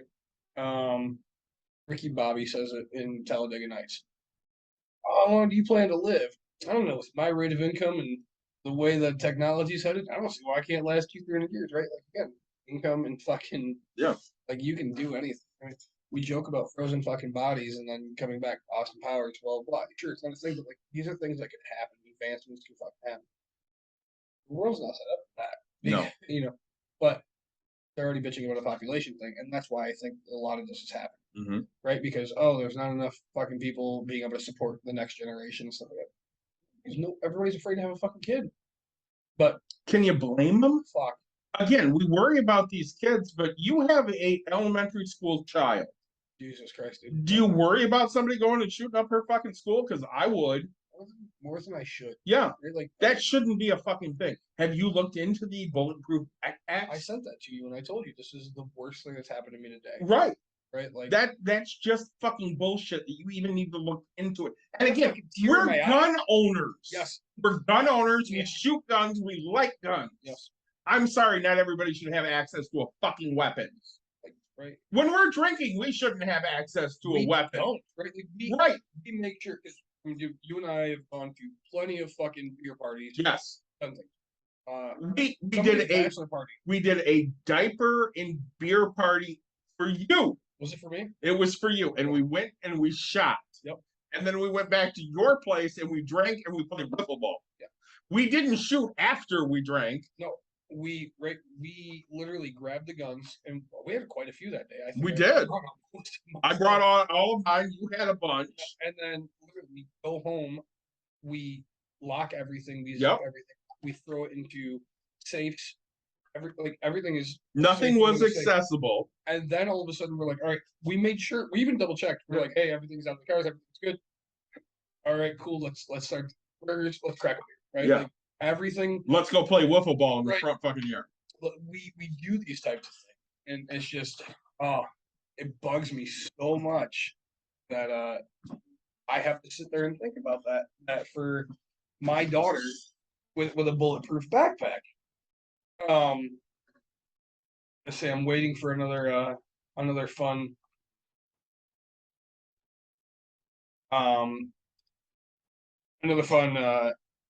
phone call that's going to come in, because we enjoy scams, but I don't know, men, women, if you're for this, right? Like, the problem is you can protest, you can do things, it won't force change. Now, if you cause a huge labor shortage and you can afford, right? So again, it goes back to the rich people. The rich people can make the change because they can afford not to fucking work. There's not enough of them that are going to go for it. You need to be there for days, weeks, months, right? Nobody's going to tell you how long it's going to take. But if guess what? If every business shuts down because people aren't there to work, if every female walked out of everything that they're doing because that's what they believed in, and nobody could have anything, guess what? Something has to change, right? You have to give into that. Because the government sees it. They're like, well, we can't afford to fucking have this happen. And they know that people will never do that. And so that's why I say, like, you have to have something massive happen. I don't know what that answer is. I only give what my brain quickly thinks, right? Like, you can sit here and figure out a way to get people to create such a problem for other people to try to figure out how to solve it. That's where you're going to have your guaranteed yes. You know, we're Grand Rapids, Detroit. I mean, we say, I will say you're not going to see change as quick as you want. David, one of the biggest things, right, is these shootings, and everybody's like, hey, the cops are getting off. The last 2 or 3 shootings in Grand Rapids, the officer has been prosecuted, right? Because of how much damage was done to the fucking city, because of how much the city doesn't want to fucking deal with, right? And they're like, you know what? And honestly, it's hard to say. I can't guarantee I would have prosecuted the last officer, right? Which one? The back of the head shooting. Why? So I don't know all my facts. That's right. But what I'm told is he was resisting. Not just that, he was drunk, and he reached for the man's weapon. And if you're gonna ask me if I'm choosing your life or mine, I will always and forever choose mine. So I watched the video, Yeah, so did I. and the weapon he reached for was the fucking taser. Yep. Which was expelled. It had no more charges. I don't know that answer. Yeah. So what I know is a traffic stop should not equal death. True. And there was no earthly reason that man should have killed that guy. And so trust me, if you're asking me, do I think he should have shot him here and lower, things like that? Yes. I don't know the reaction, right? Like, I know he struggled for a long period of time, and He did. I don't know where the fuck back up. It arrived like 30 seconds later. Yeah, bullshit. There was a fucking video that lasted way too long. It did last way too long. Have you ever seen Grand Rapids? I have. I've literally been in fucking Grand Rapids where I couldn't move my car because there's 15 fucking cops flying up and down every goddamn road. And this one here, once you pull your taser, once you pull a thing to stop somebody, you should be surrounded by at least 10 officers. You would think. I got pulled over, right? This is a fucking true story. Side notes. So I'm 19 years old, going to be the designated driver. Surprising. Yeah. For friends of mine in the bar. Because you were 19 and you would never drink underage. That's a fact. I'm being designated driver. My friends make it through the left turn light. I did not. Well, my dumbass backs up, decides to go through the fucking gas station and cut across because I'm like, that's fucking right. Avoiding the light. 100%. So pull through. Whoop whoop. It's like shit. Fine. Next thing I know, so I'm talking to the one officer. Light through the back window. Boom, another officer. Next thing I know, boom, another fucking officer. Fucking avoided a light like this. This shouldn't be that big of a deal. They get permission to search my car. 2.5 hours later, I'm officially let go. Mhm. Have a great night, sir. Bye. Right? Like, when people say, "Hey, this doesn't happen," this happened. Like, these are things that happen to me. It's not just African Americans. It's things that happen to me. Like these, I've been thrown to the ground by cops. Right? Like, but also, when you're poor, they assume you're a fucking negative. Right? They do. I had a 2 different color car that had, but here's the thing, like you don't, and this is why I don't judge people because it's hard for me. Um, I worked at ABC Warehouse at the time. Yeah. Closest thing to wholesale. Free shout out to them. Right. I would get huge substantial discount on stuff. So I had a system that was worth $2,500. I probably paid $2 for the thing. I was friends with the installers. So yeah, okay, I have stuff going, but I didn't pay much. Like and I have a car that's worth less than the system, Right. but like, and so they, oh, it smells like drugs. This, like, oh, you're shaking a lot. Yeah, dude, there's fucking 5 cops looking at my car. What do you want me to be doing right now? Like, yes, I'm 19, I'm scared, okay? Like, I know I fucking pulled through a thing, but like, give me my 2 points or whatever, fuck, call me for the running the red light at 3 points. I don't give a shit. Like, at this point, like, yes, I'm fucking nervous about what's happening. Also, if you ask me, do I have the $130 to pay this, $180 to pay this ticket? No, I'll find a way, but like, Jesus Christ, like, I can't say I didn't make stupid decisions as a kid. But that's the kind of thing that happens to me. I'll tell you the best thing I ever did. And this is Nick's get out of fucking jail free card. Buy a Chrysler Pacifica. Buy a fucking good looking minivan, not the shit rundown one. Right? Buy a family vehicle, right? Because I remember we were going like 90, fly by a fucking cop. Oh, that's fucking Chrysler Pacifica. You'd be fine. Like, what I'm saying? Like, once I had a car that like not too flashy, right? You can't Right. you can't go to the high end thing. You got to be right in that middle class. Hey, he's a hardworking guy that's getting by. Like, I swear to God, it's like their brains just Yes. don't see it. And do I think they need to stop dealing with the bullshit? Yes, but I mean, right now, Kias are getting stolen in one other car. I don't remember. Like all through Kent County. Mhm. Where are the cops on these, right? Like, Well, again, they're not preventing crime. They come after the fact. So I have a really good friend that's friends with many lawyers, but this one in particular, who is a public defender. They're someplace getting breakfast on the way to a Michigan and football or baseball? football. Cops there, says something to my friend. My friend answers, says something to his friend. Friend looks at him and goes, "I don't talk to pigs." That's right. And the cop goes, "What did you say to me?" He goes, "I don't talk to pigs. Fuck off, cop." Yep. And the cop went to say something. He goes, "Just so you know, I'm a public defender." And the cop goes, "Have a nice day, sir," and walked away. Yep. Have a great day. What? They'll muscle up to you 100%. Oh my God. until they know who the fuck you are. Bullshit. I'm a nobody, Mm-hmm. but I will fight for what I believe, Yeah, absolutely. and I will do it full willingly, and I don't care the cost because, like, I have spent $300 to fight for it. Yeah, Right? absolutely. Because I will always fight for my right. I will fight for what I believe. And I've had a cop pull me over for a seatbelt thing. He's 5 lanes away, 5 lanes different, right? Mhm. And here it is. No fucking way he saw it. 0 fucking chances. Yep. Fucking sun's in his goddamn face. Like, Yep. he pulls me over. I have my seatbelt on. And cop. Oh, so I take photos, right? And I'm like, look, I'm here. The judge looks and he's like, nope, cops are trained for this. And I was like, all right, nope, it's not a fucking thing. So finally, I was like, all right, I'd like to have this thrown out. And he's like, well, I already told you no. And he was like, nah. I was like, it's not fair. I dated his daughter. And the judge looks at him and he goes, what?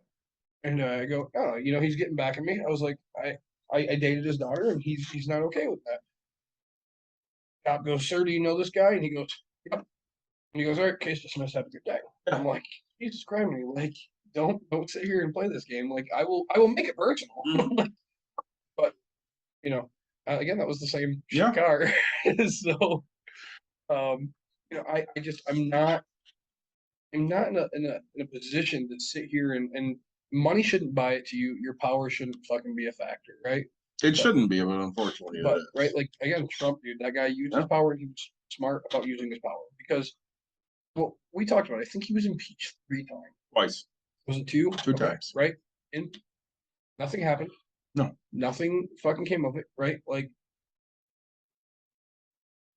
Bill Clinton gets a fucking blowjob from a chick, and they want to kick him out of office. This dude literally twice violates fucking criminal activity. Yeah, you know, colludes with Russia and then supports an insurrection. right? And you're gonna sit here and tell me that I say honestly, I see the problem here. The fact that again, you should have gotten Bill Clinton for death of a child, right? Technically, yeah, because I mean, he had a blowjob, and That's a fact, how many little Vinnies and Debbies did he shoot out? right? I mean, but America is becoming this thing where people are so we don't need to be right, and I'm so tired of, and I've been talking about it. I've been trying to be very open because I'm trying to be a figure. Yes. Mental health. 100%, right? Yeah. Not even just mental health, just health, like Yeah. Let's say emotional. Same. Yeah. Same. You don't like stop looking at saying something as weakness, right? Like, there was a guy who his wife divorced him, sold the cell phone. He still owes $1,000 on it, and it's like, hey, officially it's illegal. It's in my name. I still owe on it. If you have it, I want it back. Blah blah. Blah. And some ladies just, oh, you're looking like an asshole. You're putting your stuff out there. And I was like, why is it that the guy's opening up for the first time and he's just saying, look, I'm going through some crap, and it's $1,000? Like, why is that? Why is that so bad? It's a, and I'm tired of it being one-sided because it goes back to that white man thing with Dawn. Stop, like it, because it, whether you see it or not, like I am a white male, right? Like, sure, I'm not that white male, but the fact is I am a white male. Not all women think men are bad. Not all feminists are, against men. Not all people who, just as you said, 50 or 60%, and then the other 20% are like, I see situations, right? There is so many things where we could, if we shared our opinions in a valuable way, people would listen. Well, and I want to get back into abortion stats in a minute here, but I want to go off on a tangent for a minute. So I think I told this last week, towards the end of the season, I had an issue where, my mental health was suffering, and I got really hammered and said some really mean things to a kid that's really important, right? And I talked to one of her friends while we were at Pride. Yeah. And she has told me time and time again, you know what, if coaching is doing this to you, you just need to get out. And I get what you're saying. You do. So I'm sitting there, and in the matter of probably 40 minutes, I get 2 text messages, one from a catcher of mine and one from a pitcher of mine. Catcher goes, hey, we're playing, near where you live. Can you come watch us? Okay. Pitcher, hey, we're having some infighting on the team. What would you say? Yep. Okay. And I let her read these, and I'm like, how the fuck do I walk away from that? I mean, tell me how to walk away from it. Well, you just have to. Sorry, life doesn't work that way, okay? I'm close to these 4 or 5 kids, okay? They'll be done in the next 2 years. I'm not going to get close to anybody else. I'm done with that shit. Well, when you had told me, right? Yeah. I had the same answer as everybody else. It's always that next one. And you keep fighting tooth and nail. No, I'm not talking to him. I'm not doing this. And until you're blue in the face, you're going to say no. Right? Yeah. I'm going to sit here and go, David, as your friend, I know you. As a person who has been around you, again, and this is one of those fights that we'll have forever, right? You should feel the way you feel. Yep. But I'm going to tell you right now, it's not going to happen. And I know this because I look at the same situation. So a good friend of mine, Steve Osborne, is coaching. Oh, is he still? Yes. Nice. This is his last year. No. And every time I talk to him lately, it's literally like he's counting the fucking days. Yep. And I'll say to him, dude, it sounds like you're counting the days. He goes, am I that transparent? Yeah, you are. Because he's at the point where I fully believe Steve will coach again. Yeah. But he ain't Not coaching there. next year. Yeah. And he's probably not coaching the year after that. Yeah. And I told him, I said, hey, in a couple of years, I'll come be an assistant coach for you because I really don't want to be a head coach anymore. But I also am at that point where I kind of need a break. Yeah. I need to go and do some other things. Years is a long time though. It is, but I don't talk to the younger kids. I don't have relationships Well, with I'm them. saying, like, And in all honesty, even with the now seniors and juniors that we have, Yeah. I like them. I ain't going back for any of them. I'm going back for my pitchers and catchers. That's it. yeah, that's. I mean, that's who you're. I mean, you're a pitching and catching coach, I right? am. But, you know, it's when you like what you do, it's hard to get away from, right? Like It is. everybody talks about retirement and they have to go out and they have to do things. Well, you love coaching too. Fucking absolutely. And you didn't do it for how many? I mean, you coached with me in 15, 6 years. and then you didn't coach again until 22. So now, yeah. So that's 7 years. So yes, she'll be 7 in August. Yeah. So I coached this year. and So. how much did you love it? Oh, more than I ever. Like when my wife told me we got it, like, you know, granted, she's like, "Oh, I'm doing it," blah blah. And it was like, and then she's like, "Hey, after this day," and I was like, Cool. I can be your assistant, but that's not how we do it. And she's like, "Well, you're gonna have to do this," and I was like, "I'm gonna put this clear right now. I am the coach. Will be my assistant. You don't like it, do not ask me for anything, right? Right. Like, and because the kids deserve more, and I won't coach. I would coach with you, Yeah, because I know what you give. You also like when we coached, I found out I was my wife is pregnant, and you knew what I was going to give, and you were still okay with you it. were not coming to any tournament. You told me that without any doubt. Yeah. And I said, yeah, I can live with that. Right? Like I had my like in the beginning though, I would have been the same guy as you. Like, Yeah. I mean, you found it. The kids even seen it, right? I would show up, I'm passed out in my car, right? Yeah. Like Not from drinking, just from being exhausted. right, like so here I am working, 3 a.m. I'd get there and I'm like, all right, I sleep, and then a kid would knock, but hey, Coach Nick's sleeping. Yeah, like I've literally like I'm here with you guys until 10 o'clock at night, and I get back up in 4 hours. Like, Yeah, do it all over again. yes, if I can catch 30 minutes, I'm gonna do it. And like the kids understood it after a while, right? All of a sudden they're like, oh, he really is like just catching a quick nap because that's Yeah. all he gets. Yeah. So like the kids can see it, and it's like, I mean, granted, we got a little bit of money, but like it's not like I'm doing it for life. Like, and that's so Yeah, the that's only, just it. We got a little bit of money. the only reason I'm thinking of paying my house off and just not giving a shit. Is because like I realized that if I just go coach anything I want to coach Mhm. for some money, as long as it's not like the private school I coached for, I will officially pay my property taxes and some utilities, and like I'm okay. And like, because I was thinking about it the other day, I was like, God, what would I do? And so I just made the post, right? Like, and we're looking for a summer camp counselor, Yeah, I saw that. and I miss that. I Yeah. camp counseled for years. Absolutely love it. I used to quit jobs just to go camp counsel. Okay. And now I'm sitting here going, huh, what happened to me? What happened to who I am? Right. Like, go back to the education system because we talked about that and how teachers suck, right? Mhm. No teacher. So when I had a counselor in school, right? Like not a therapist, but like Yeah. they call them counselors. School counselor. Yep, you're supposed to go to them and they're supposed to guide you in your bullshit. Yep. Right. Take this class. Yeah. Hey, what do you if you could see yourself doing something, what would you do? Oh, I'd either be a fucking PE teacher or a counselor for camps and stuff like that. None of them ever gave me the pathway to figure out who to contact, how to contact them, say, hey, I'm looking to start doing this. I need 50 grand a year. I want to be, I want to do this. Like none of them, still to this day, I don't know how to go make 50K a year being a counselor. Mhm. And I know there's places out there that'll pay you just to be a fucking camp counselor. I probably have the hookup to that. Like, dude, help me. Like, because I have a guy that runs a camp. perfect. He's one of my coaching colleagues. I mean, he stopped coaching because this took up too much time. Good for him. Like, this is what I have thought so hard about starting my own fucking camp, but I'm like, I don't want to do paperwork. I don't Yeah, wanna you do can talk. this. You can talk to this guy. I'll give you his 100%. information. Like, because guess what? I'm gonna brag for me for 25 minutes.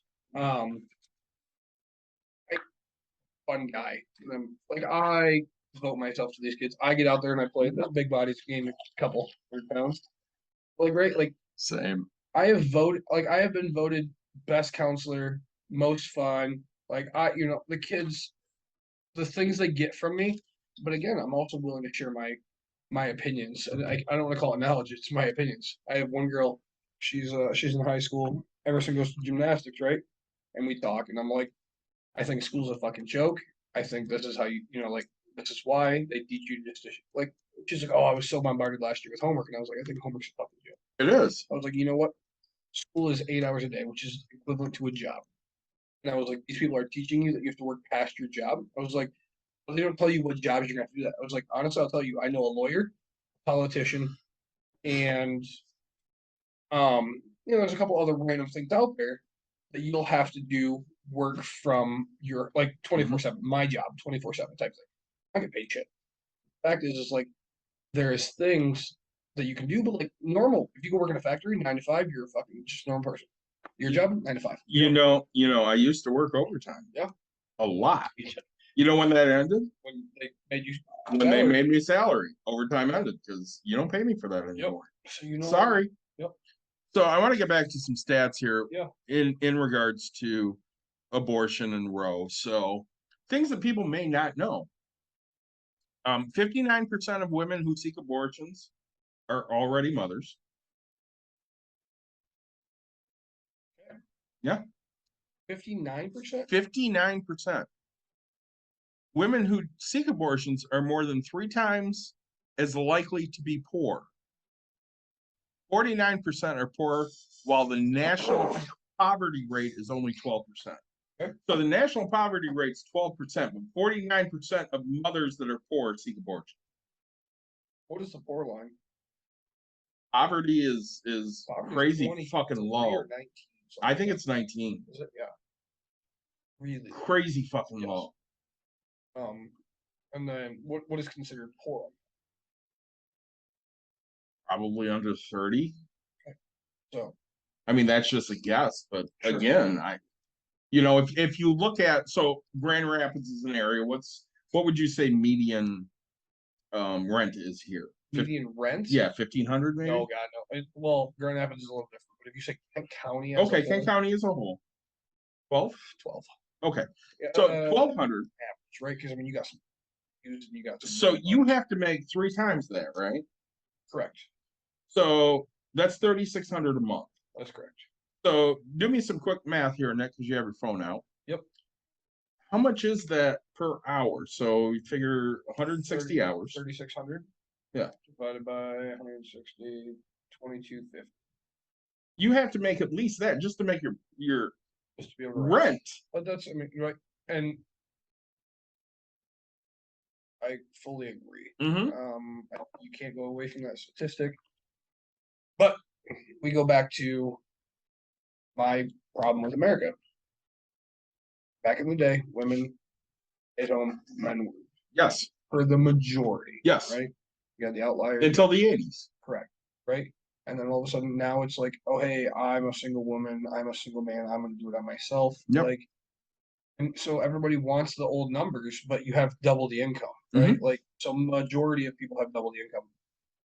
I'm not saying leave the people in the past, but like, yes, is there enough low income housing? But like, and this is for me, it's very, very hard because you're not working, you're not doing things, you're living. Guess what? Baldwin has a place for $550 a month. Currently in today's fucking thing. Yeah. You can get first month free, fucking move it. $550. Yeah. Middle of nowhere. It's not bad, but it's not fucking Grand Rapids. Right. I'll tell you that. But like, go, right? Like you'll live much better. Well, we talked about the place they are trying to build here.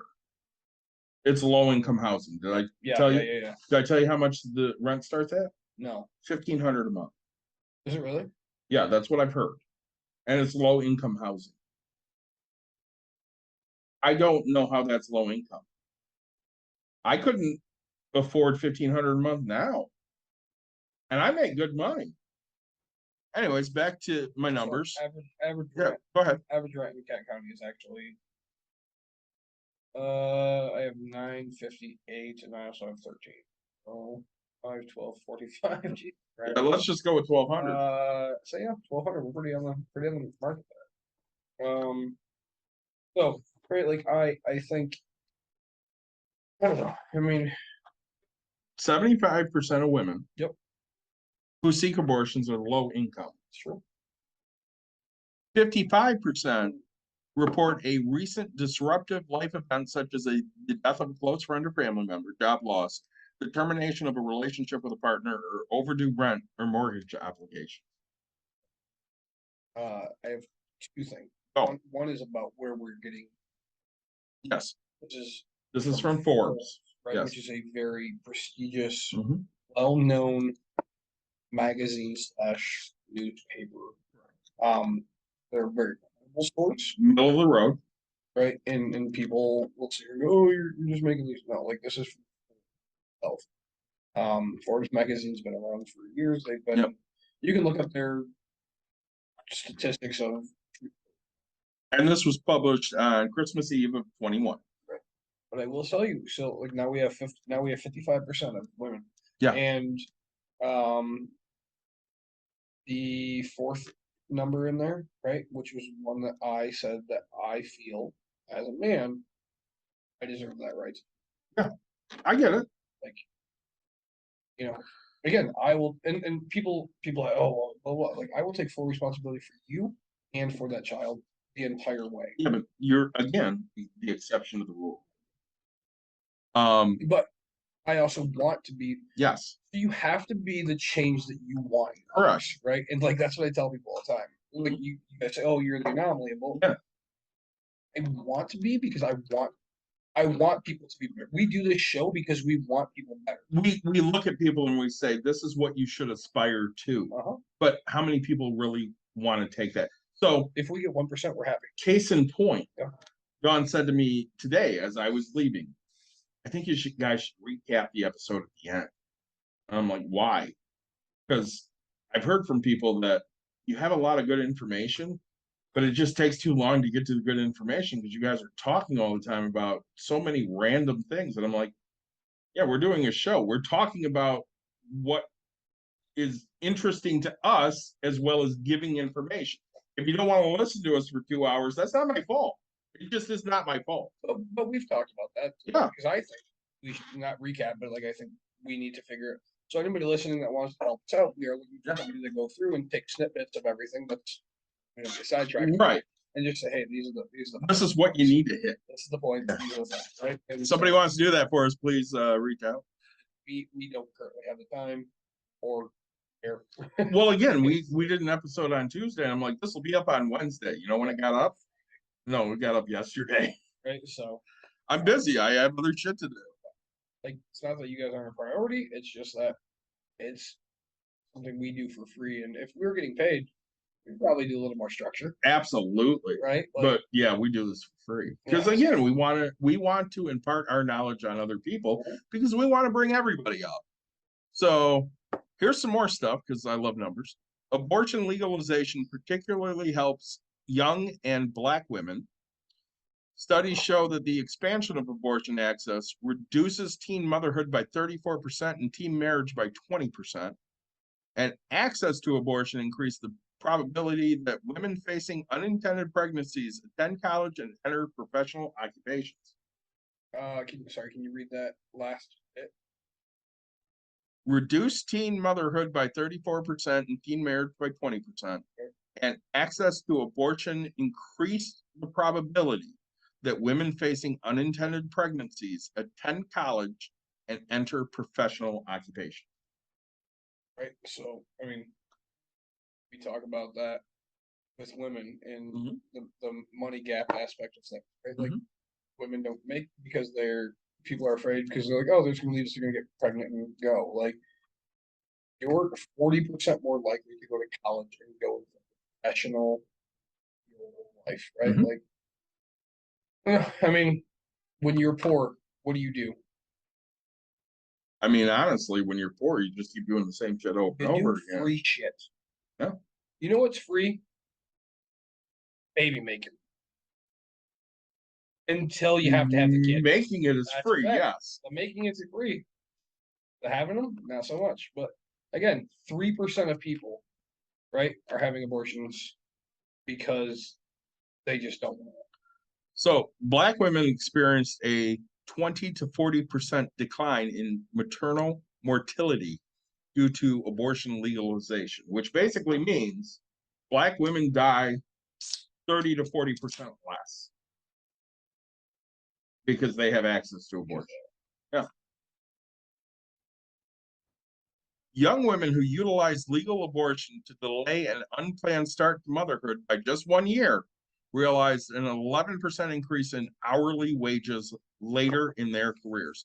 So one of these things came up the other day, Dawn and I were talking about, and she goes, what was the name of the girl in Dirty Dancing? And I'm like, which Baby. girl? And she goes, not Baby, the other one. I'm like, fucking no, I don't remember. It was Penny. Penny. So Dirty Dancing came out in 1987. So you were -1. Was -1. I was 10. Huh. I remember watching Dirty Dancing. I've seen Dirty Dancing. I had no fucking idea what was happening with Penny when I was 10. No fucking clue. So, like, if you were to ask me, hey, what's Dirty Yeah. Dancing about? I'd say it's about Patrick Swayze holding a girl up in the air Right. and telling somebody's daughter or father, nobody puts baby in a corner. Correct. That's synopsis of what I would tell you about that. So what happened was Patrick Swayze's dance partner. Yeah, was 16. I think she was older than that. She was older than that. But she got knocked up by the boyfriend of Baby's older sister. Yeah. And she wanted an abortion. And some crazy quack doctor came in and basically tore her ass up and didn't do anything. So Baby went and got her dad, who was a physician, and he came in and he took care of this girl, and he just knew that Patrick Swayze's character is the one that knocked her up. Yep. But it wasn't. And as a 10-year-old, I had no fucking idea what was going on. Because again, I just thought he was pissed off at Patrick Swayze because he wanted to date Baby. Now I gotta watch Dirty Dancing. You probably do. I didn't know it was an abortion. I had no fucking idea. And at 10 years old, I shouldn't know. I should have no fucking idea. God no, right? Like, brings us to our next fucking go around, right? Mhm. I was talking to. Well, I don't want to get into detail.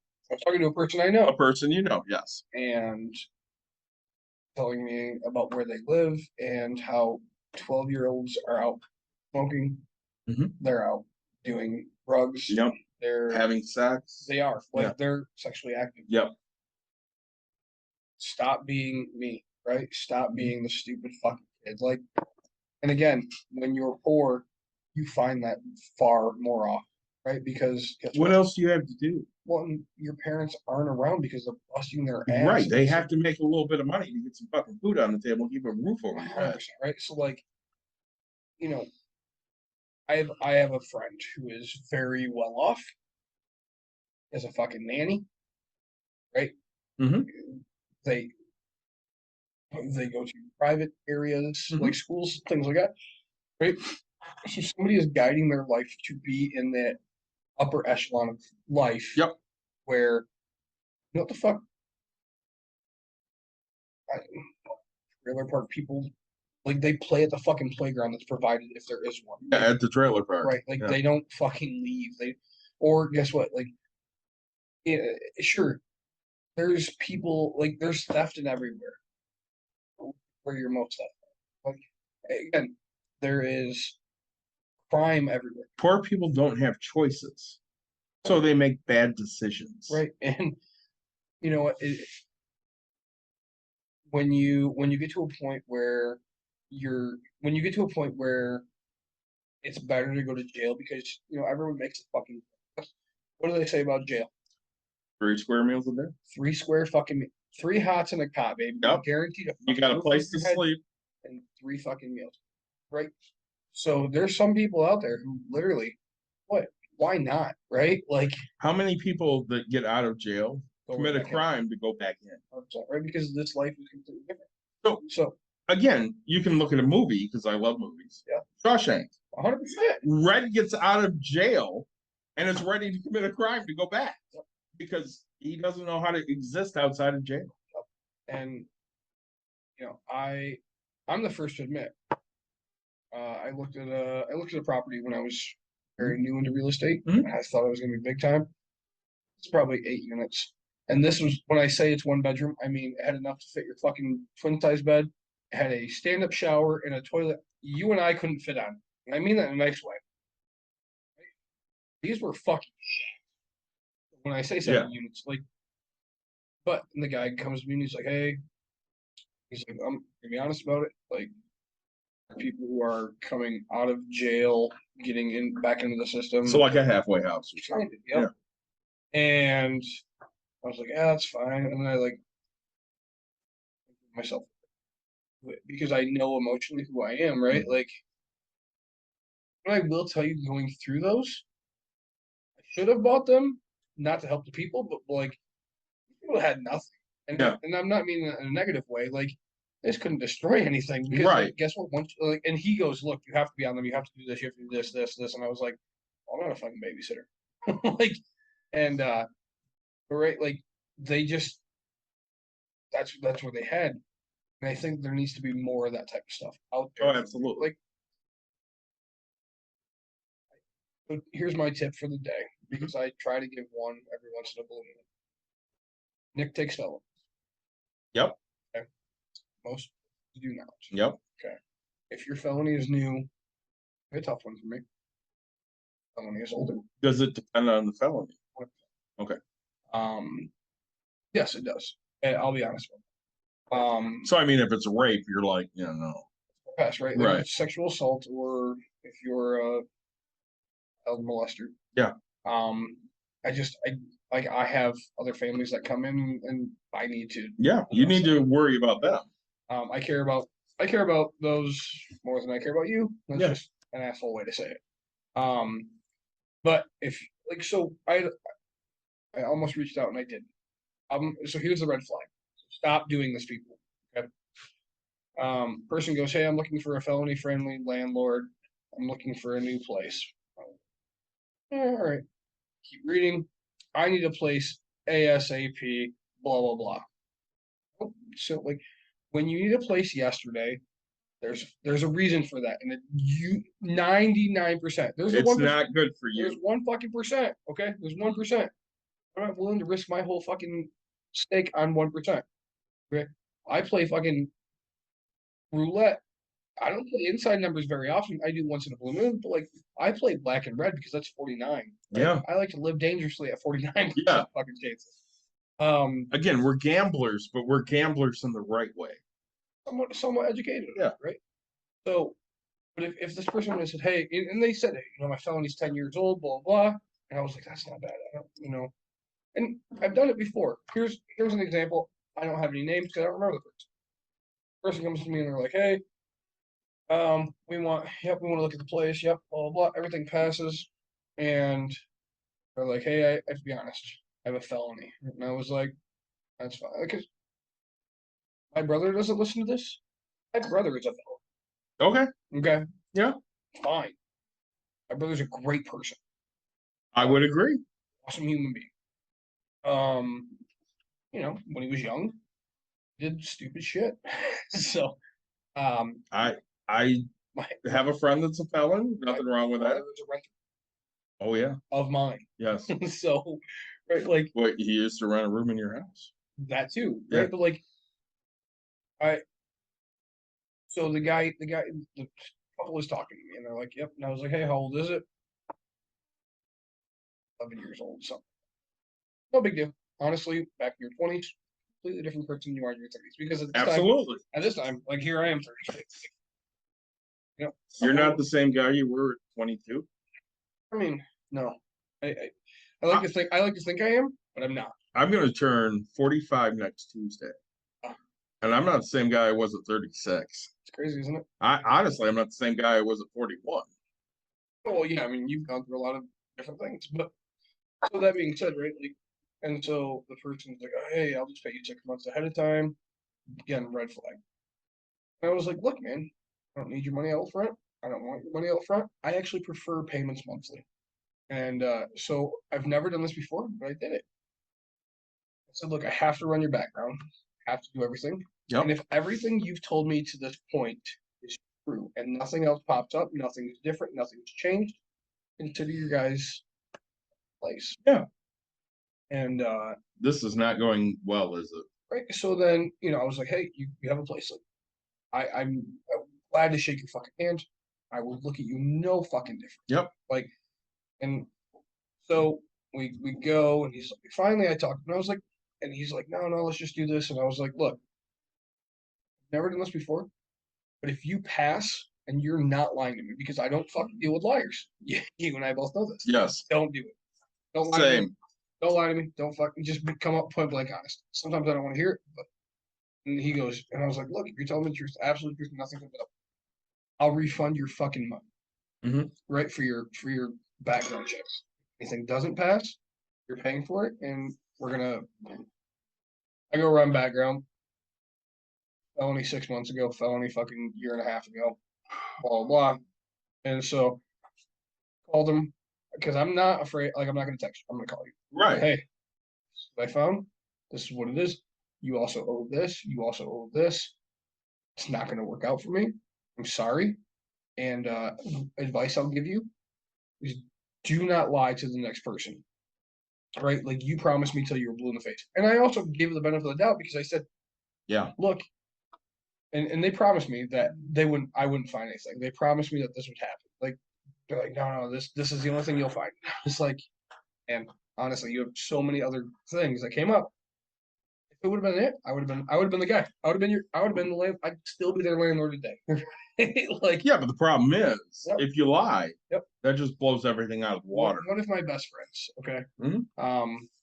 was into real estate for quite a long time. Okay. And we have this conversation because I said, hey, this is what I'm willing to do. And he goes, real mature of you, Nick. Or whatever. Because that's what friends do. And You don't find that offensive? no. And he looks at me and he goes, you know who my best tenant ever in the world was? I said, no. He goes, 50 guy. He goes, he murdered a guy. He goes, he came up to me and he goes, hey, I just wanted to let you know, I've been in prison. I'm out. I did my time. And he goes, and my friend goes, all right, I guess I have to ask. Was it for? And he goes, it's for murder. And he walked him through the entire thing. And he goes, I took a chance on the guy. He goes, I shouldn't have, but I did. No, he goes, no, normally, like, as the landlord, you shouldn't take that risk because it's not worth it. And all of a sudden he goes, yep. He goes, the best fucking tenant I've ever had. He goes, he was with me for years and years. Best thing I've ever done. And sometimes you have to take that risk. And you have to, because right, if you come to me full truth, full honesty, and you're opening yourself up to me, I will, right? I will listen, and I will say, hey, what I'm willing to take on as a risk and what I'm not. So that I guess that's my tip. Number one, be very honest all the way through it. Number two, quit saying you need a place right now, because no landlord wants a right now kind of a person, because that means there's something else that you're hiding, that you're trouble. And I'm not meaning that in a negative way. Yes, I get there's certain things, but I've been searching for 3 months and we can't find anything. Okay, that means you've applied to places and they've denied you. If somebody else has denied you and you're getting to me, who's a private person, that means I'm gonna find something, right? I don't know. I think these statistics on Forbes is crazy. Like, you're gonna tell me that you have a 40% chance to go to college and get into the working professional fields. That's a huge statistic. Right? The 75% of women seek abortions are low income. Again, have the knowledge and the understanding that they don't want to bring a kid into this world to be poor. They already know the struggle, right? Being poor is not easy. And everybody goes, David and I fight about it all the time, where I say, you can struggle to get out of poor. Like everybody has the opportunity to not be poor. Do you have the knowledge? Do you have the drive, the will, the want? Right? Like I've risked my whole life to get where I am. Is the risk worth it? Sometimes, but like it's emotionally fucking draining. Like I come on here and I say these things, right? Like we talk about my real estate stuff. Like I can't tell you. Like when I get a person, it's very dude. That story I just said, like it's very disheartening when they lie. Like because Totally. you want to fucking help. Like God damn it, I want to help you. Well, again, we're empathetic people, 100%, right? And and that's what sucks about being us. empathy is fucking weakness. It is. But don't again, if you ask me if I'm gonna drain myself or if I'm gonna drain you, you're not gonna. No. I don't know. I'm just. It's also what makes me want to raise fucking my rent. So I'm gonna go home and write those letters soon. 27th, yeah. I say actually, they're gonna have to go up in August. I gotta do it. And that's understandable. It's just gotta happen. You're not looking at raising it like 40%. No, it's not even.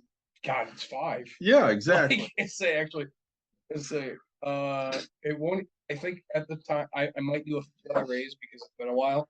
So I really think it's gonna be a 7.5% raise. Right? Like which is nothing. So some more stats because I love stats. 75% of women who seek abortions, low income. I just read that. Yeah. And 55% report a recent.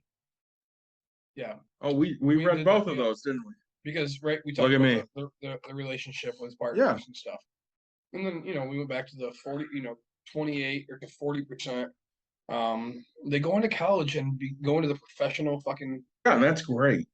like why if David, so here's the honest to God truth, right? Like, Yes. let's call this out 100%. David, Caitlin is your daughter. Yes. Did you father No. from sperm? No. Right? Not a bit. Now, if you so you financially raised her, you did all Yes. this. Okay. I provided everything. There's not men like you out that There are not. No. the people that are getting remarried, like, oh hey, my family went from 3 to 6. Guess what? Because another man has had kids. Yeah. That many people that without kids that are gonna go marry people with kids. You're an anomaly. You just don't know it. Well, again, I mean, at 20, I met my wife at 22, I want to say. Yeah. Let's see, hang on. 97, I was 20. Bullshit, I met my wife at like 23. Yeah. And 22 going to 23. And at that point, I dated 2 women that had kids. Yeah. And the one before Dawn, I remember she had come to visit me and, we did what we did. Yeah. And then I took her home. And the next day she's like, so what did you think of so-and-so and so-and-so? And I'm like, they're fine. I don't really know. And she was pissed at me because, we went to her apartment and there were 2 older people there, older being like 16. Sure. Watching 2 young kids. Sure. She never told me she had kids. I have no fucking idea. I don't know who the hell she's living with. I have no idea. Right. She's pissed off because I didn't like her kids. And I'm like, I didn't even know you had kids. What are you talking about? So Dawn was the second person I dated with kids. Yeah. And after the age of 18, no. After the age of 21, I only dated 3 people after the age of 21 before, my wife and I really got together. My wife and I married. I was 3 days into being 22. Right. Right? Like, I married very young. And trust me, I did a lot of stupid shit from the age of fucking 12 to 17. Well, again, when I was, I dated a 17-year-old when I was 21. Right? Which is stupid as shit. 100%. And then I turned around and the girl, that had 2 kids was probably in my age range, maybe a touch older. And then, of course, Dawn was a year and a few months older than me. Yep. So, I went from dating a really young girl to older women. And you're more mature because, right, like, when you have a kid, you would hope there's a maturity aspect. You would hope. Well, I can honestly say I was a horrible fucking parent for the first, I don't know, 5, 6 years. I don't know what the hell I was doing. I don't think any person with their first kid has any idea what the fuck they're doing. I definitely did not. Like, I don't know. I love my wife. You know this. I do. Everybody listening, I do love my wife. My kid tries to push my wife's buttons like fucking crazy right now. I don't know how to fix it. I'm the first, but it's funny because Emerson and I were out the other day, and we were just, I've always, every time it's just me and her, I call it daddy daughter. Yeah. It's a thing. Like, hey, we're gonna go fucking, and I don't let her get away. Like, she doesn't fucking backtalk people. She doesn't, she would be very respectful. But, today, mom, come here, mom, check this out, mom. And he's like, and she just like needs me. She wants this. She's like, she will only have 2 seconds, and I'm like, Yeah, but why? yeah. And then Courtney, like, she'll text me like while I'm out with Emerson, right? Like, we're in Holland. She's like, Yeah. oh, how is she for you? I was like, Fine. what are you talking about? How is she for you? Like, and when she always says she's right, like, she loves spending time. Like, in my head, right? Like, there's the times I yell at you. She's like, I hate you, but like, Yeah. the next day she wakes up and I'm like, those fucking Cheerios. Yeah. It's almost like my kid wakes up as a joke. I'm joking. She wakes up like fucking hungover. Yeah, I could use some eggs, right? Like, she's so like chill for 2 seconds. It's not like she wakes up like hostile in any way. I woke her up the other day after like very little sleep, and she's a little fucking alien, but really, it's just not. Like, Courtney lets her, and today Courtney's like, oh, we need to make sure that she doesn't get everything she wants. She has to take care of this stuff. And I was like, I understand what you're saying, but it's very hard for me because I don't take care of my things. Yes. And she Yes. goes, your beer can from outside. And I was like, I mean, exactly. Like, thanks for fucking reminding me. Like, I'm not great at that stuff. Yeah. Like, Yeah. my mind only Same. thinks about the important. Like, a beer can doesn't fucking bother me. Like, if you came over, like, that's why we're friends, right? If you came over, you're seeing there's a beer can just chilling by the fucking pool, you'd be like, I oh, wouldn't care. Nick was either there like 2 minutes ago or it's from fucking last night. That's why there's a fucking circle of beer cans. So I have to tell you a story. Yeah. So you guys show up on Saturday to Pride. Yeah. And I introduced Emerson to Sam, and I said, yeah, she's my favorite, but she fucking hates me. Yeah, that's true. So I tell Dawn that story. She only hates you because every time she sees you is at Nick's house and you're drunk. Yeah. I'm like, I'm not drunk every time. I said, and she absolutely sees her dad drunk too. And Dawn's like, Nick's not nearly as drunk as you are. Like, okay. Well, the problem is when I show up, I'm pretty in bed. That is true. I mean, like, right when you look at it, like, and she'll catch me at like fun drunk time, right? Like, we were at Before you get belligerent. right. We were at a friend's house, and like the little young girls come up, they're ghost hunting, Yes. right? Oh, hey, we're gonna go searching for ghosts. Who wants to come with? And Uncle Nick, Mr. Nick, blah blah. Like whatever. Daddy, oh yeah, I'm gonna go ghost hunting. Let's go. So I hop up, and all my buddies and everybody's like making fun of me. Oh man, it's like fun Nick is great. Like, so we're over here searching Drunk Fun David is great. right, like 100%. So it's like The problem is our spouses see us when we're not fun, at drunk people. at that peak of like, hey, you go to bed real quick. I got some more beer in the fridge, right? It's a matter of, I don't know, like, if you ask me how do I help my own wife, I don't know the answer to that, but I will Same. I will tell you that, so she's telling everybody right now. I took her to Golden Corral Sunday morning. Yeah. Oh, we went to this huge buffet and I ate this and I did that. She's like bragging to everybody. I'm like, granted, I wasn't hungover, but like that's normal hungover Sunday for me type thing. And Right. but Courtney doesn't Courtney would be like, all right, let's get up. And she tries to give her routine, which is probably where I fail, and like that's where I fail her, right? Because it's like I don't know. Courtney will be like, hey, you just go relax and you go have fun. Like once I wake up, Emerson, are you dressed? No. Like she woke me up on Sunday. Mm-hmm. Okay, so this is how it goes. So Courtney will be like, oh, it's all right, just go sit by the TV and blah blah blah and do whatever. Sunday comes around and she goes, Dad, here it is like 7. Dad, wake up. Dad, yeah. Come on, how are you to sleep? I was hoping for like, I don't know, 10 more minutes. Like, fucking give me something. So like I'll tell her that. Like that's how I said it too. I was like, I don't know, like, all right. Then all of a sudden, like my brain kicks in and I was like, are you dressed? She's like, no. And I'm like, Why are okay. you bothering me? Like, right, like number one, get ready. Like get dressed. Why? Why? Because we're gonna go somewhere. Like I instantly want her to understand. Like, and that's how my brain thinks is like, I want you to be ready for everything before you interrupt me. And so I was like, hey, I need you to go get dressed. I need you to make sure your teeth are brushed. I need you to do this. And she's like, okay.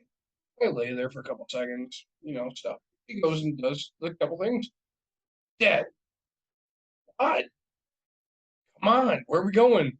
Right? And I'm like, I throw my shorts, I throw my shorts on. Yeah, Throw my literally shirt on, takes you and I 2 seconds to get ready. 100%, right? And so I'm like, cool. Where's your sandals? Why aren't you ready? I'm ready. Like you see my shirts, my shorts, everything. My sandals are on. My keys are in my hand. Why aren't you ready? Emerson, if you're gonna wake me up, you need to be fucking fully content, ready to go at any point. Well, I don't know. We're going somewhere, and I was like, always plan for that. Always be ready. I was like, where's your sandals? I don't know. Cool. Wake me up when you're ready. Like so, um, but Courtney would be like, nah, let's just relax. I'll do this, and I was like, nope, we're on the go. Like I want you to be excited.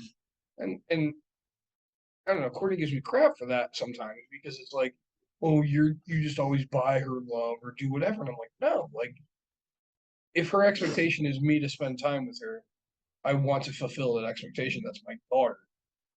Doesn't I don't and there's times where she gets disappointed in places, right? I'll go to the fish ladder and I'll just chill there. Like which is downtown Grand Rapids.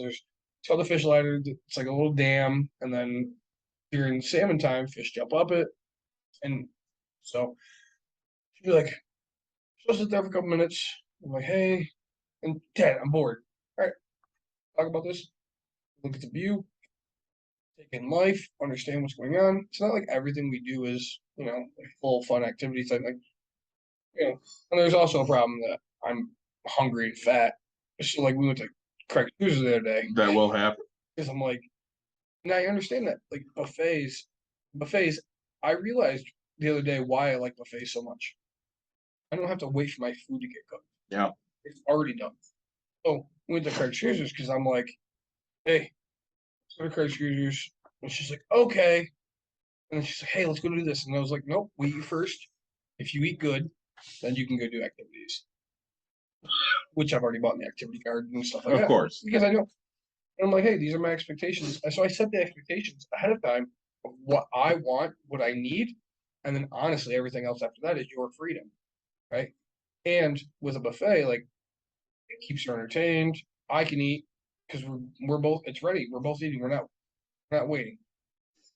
I eat 20 times faster than her, and then by the time I'm done, she's guaranteed to be done.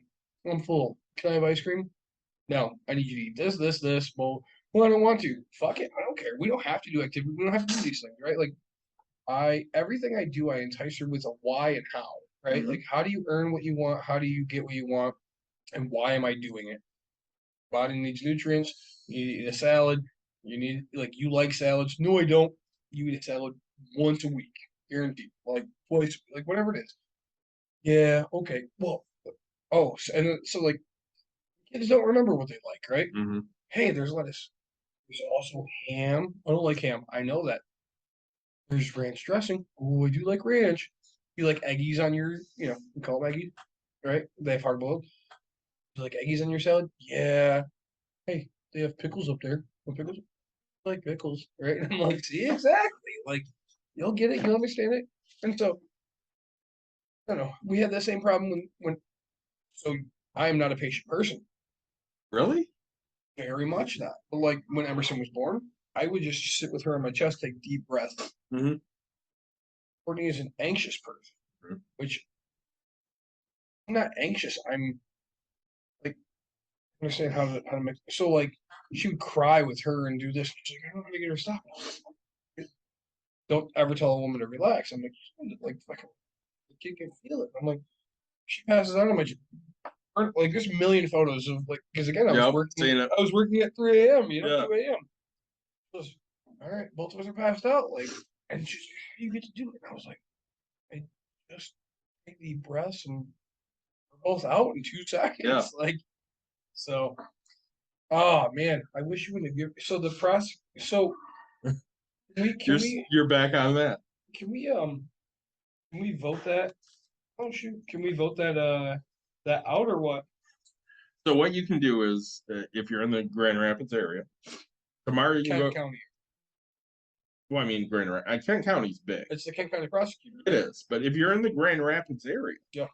tomorrow at Brewery Vivant, they're going to have the petition there, and they're going to give you a free beer if you sign the petition to put on the ballot in November women's reproductive rights.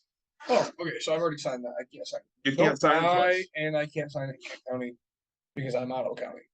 Well, that would be an issue, yes. I signed for Kalamazoo County. Kalamazoo. Are you claiming that address?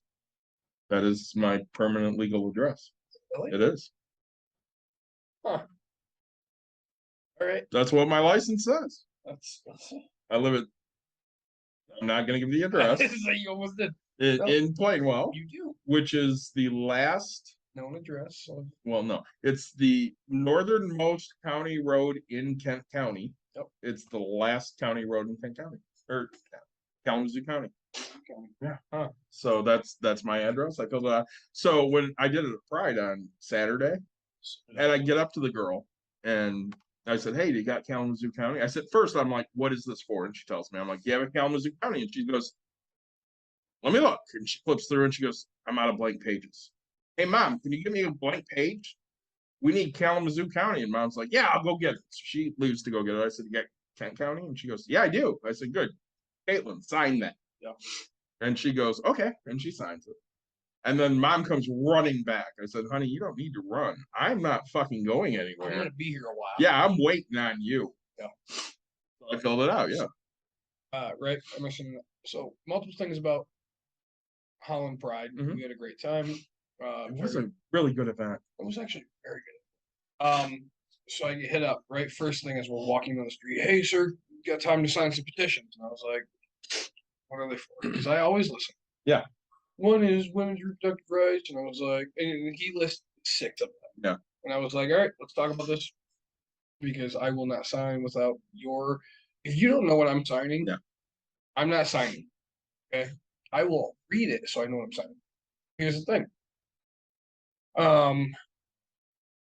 I sign the women's reproductive rights. I sign the veterans with the ability to vote when they're not stationed, when they're Yeah. whatever. I'd already actually signed the other ones, except for the one. So the guy goes, "Oh, we're putting on a thing for you can get a scholarship for low income, blah blah. We're putting on one so you can write off and get a tax credit for the one." And I said, nope. And I told him, I said, "Didn't sign it, I won't sign it." And he goes, "Huh?" And he goes, "Oh, so you want this one?" And I was like, "I didn't sign it, I won't sign it." And he's like, "What does that mean?" And I was like, "I don't think that people should double dip. You're already getting a scholarship. You don't need to get that as a tax refund. Like, it's not how this works. Like, you're spending money that's not yours. I don't need you to be like, hey, I'm getting this as a refund." And he goes, same as Don, right? Yeah. Like, hey, you've actually given an educated conversation. And you can just see it kind of clicking. That makes sense. Right. Like, and I was like, so again, I will not be signing that. And Courtney signed that. Right? And she's like, "Why didn't you sign that one?" I was like, why would I want anybody to make money on money that technically I'm probably the one funding that goddamn thing for fucking kids. And why would I want them to make money on the money I've given? And she's like, "Yeah, I can see that." And I was like, exactly. So There's certain things that like know your shit. Don't just be a person that's out there doing what. Go in there and know what you're standing for, right? Like I'm not a petition signer. Do we talk about the assessments that are happening in my township? All right, fun stories. So I get a letter in the mail from my township. It says, "Hey, we're going to be doing assessments of properties, so that way everybody's on an equal playing field. We know what things are going. Blah blah blah."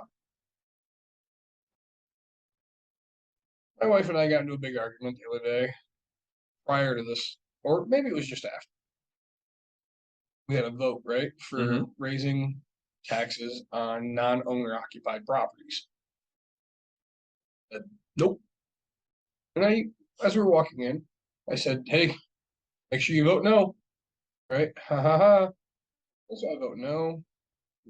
We get up. She's always entitled to her vote. Yep. Right? I will never stop my wife, but I can't tell you I'm not going to be offended by it. We get out, and I was like, "Hey, I voted no. Would you vote?" She goes, "Yes." She goes, like, "Why? Why would you vote yes? Like, tell me your reasoning." Well, I looked at it as it's 18, or they're going from 18 to 21% or nothing at all. And I was like, I said nothing about nothing at all. It meant to maintain it at 18% versus going up to 21. And I was like, you already stated, I was like, why would you take money out of my pocket? That's all. Like, stop fucking, like, that's all right. I'm offended by this. I was like, it's just crap. I guess I just didn't read it enough and I didn't realize it. I was like, why the hell would you vote just because you read two numbers? Like this is this, and so it's been a huge problem for me. And I said, look, I didn't vote for Trump, even though he was my better candidate because he would help my business. Right. And I said, I didn't do these things. I respect you enough to not fucking vote the way of this, even though, like, again, the Biden thing. I was like, I will waste my vote on something I know it's not going to happen, right? Jill Stein, like, I will not vote for a party because you have valid information, right? Like, I voted for. The more I listen to the guy, I think fucking great. Like, not Nader. Who's the new Nader? Sorry, Mittens. No fucking idea. Mittens. He sits in the chair. Old guy, Bernie Sanders. Bernie. Yeah. I think Bernie's got brains. Bernie does have brains. And it's coming from me. Yeah. Right? Like, I wish he would get into a party. Like, say, well, the problem is he's 900 years old. I don't care. The fact is I know that he's smart enough to pick a fucking candidate that's running with him that will be enough to him that I'll be happy. Right? If that makes sense. Like, I've listened to him talk multiple. He's done things like TED Talk. Yes. He has done, and the more I listen to him, I'm like, God, I respect you because you actually seem to like give to like he reads. Oh, he cares. He reads this petition, right? Like, he reads the full thing, not just 1821. Like, and he thinks about who it impacts, is why it impacts them, how it impacts them. He has no problem telling you, hey, look, I'm not going to penalize this person for owning a property, but I will penalize this. So anyway, back to the story. So my wife votes this. And so I tell her, we get this message from the township that says, hey, we're doing assessments. Hey, you've got to call the township and tell them my fucking property, I'll prosecute you trespassing. Right? And she's like, okay, right? Because she doesn't want to fight with me. Apparently she didn't do it. I got so my in-laws are watching my daughter that morning. Okay. I showed up home for lunch type thing. Two young kids who don't know their head from their asshole were on the property. I'm right there. I pull into the driveway and I get out and I was like, hey boys, it's really awesome to see you, but go ahead and get out. And they laugh. And I was like, that's a hard no for me, right? I was like, go ahead, see yourself out of here. And they're like, ha ha ha. And I was like, let me try this again. Hey, He just spilled beer. That's alcohol abuse. Yep. Okay, you keep telling your story. I'll go get some picked out. So I was like, hey, that's gonna be a hard pass for me. Get out of here. And all of a sudden, the one kid goes, well, we're working with the township and blah, blah. And I was like, I know exactly what you're doing. I know why you're here. I don't want you here. Like you're not gonna assess my property. I'm not gonna tell you a single thing about what the inside looks like. You're not gonna sit here and measure things. The government, like I was like, the township's not gonna raise my taxes or sit here and say, hey, this is why the assessors just put this property at this price. And I was like, so again, I'm gonna try to be nice for the third time. You can go left, you can go right. You're not doing it here. Their faces all of a sudden got that I was being serious. Because again, there's 3 little kids and 2 other people that shouldn't be part of this conversation Right. on my property. And they're like, oh, okay, I fully understand what's going on. Like, so they got in their car and I was like, yep, don't come back. Don't touch my property. Don't be here. You're not fucking me over, right? Like, granted, the problem is I said, trust me. I know that once my taxes go up, I'm gonna be the first person to sue. And I was like, I will sue the county or the township for raising my taxes and from their new assessments because everybody else around me. I was like, guess what? I told you no, you're not gonna do it. And they're like, I was like, it's nothing you have to do with. You're not gonna be there. And they're like, oh. Like these kids couldn't understand it. Like the fact that I will stand up for everything I believe in, right? It goes back to that. Like, and so I've already called my lawyer, right? And I'm like, hey, when I get my next tax assessment, even though it's supposed to go up 3%, I was like, we're gonna sue. And my lawyer goes, are you shitting me? And I was like, yeah. I was like, normally I only use them for like getting evictions and stuff. And I was like, hey, new fun one for you. And he goes, all right, at least I get to change. So I'm gonna spend $9,000 to save, $200. It's the principle, It's though. 100% the principle, right? Because the government doesn't have rights to access my property unless there's a war going on. They don't have any rights to do anything, and I'm frustrated by it. So I'm gonna go clean up a spill real quick. You guys have fun with David. Yeah, I'm gonna talk more numbers because I love to talk numbers. So typical abortion recipients are in their 20s, single. Really? Yeah. And already has at least one child while living below the poverty line. A common misperception is that most abortion recipients are teenagers.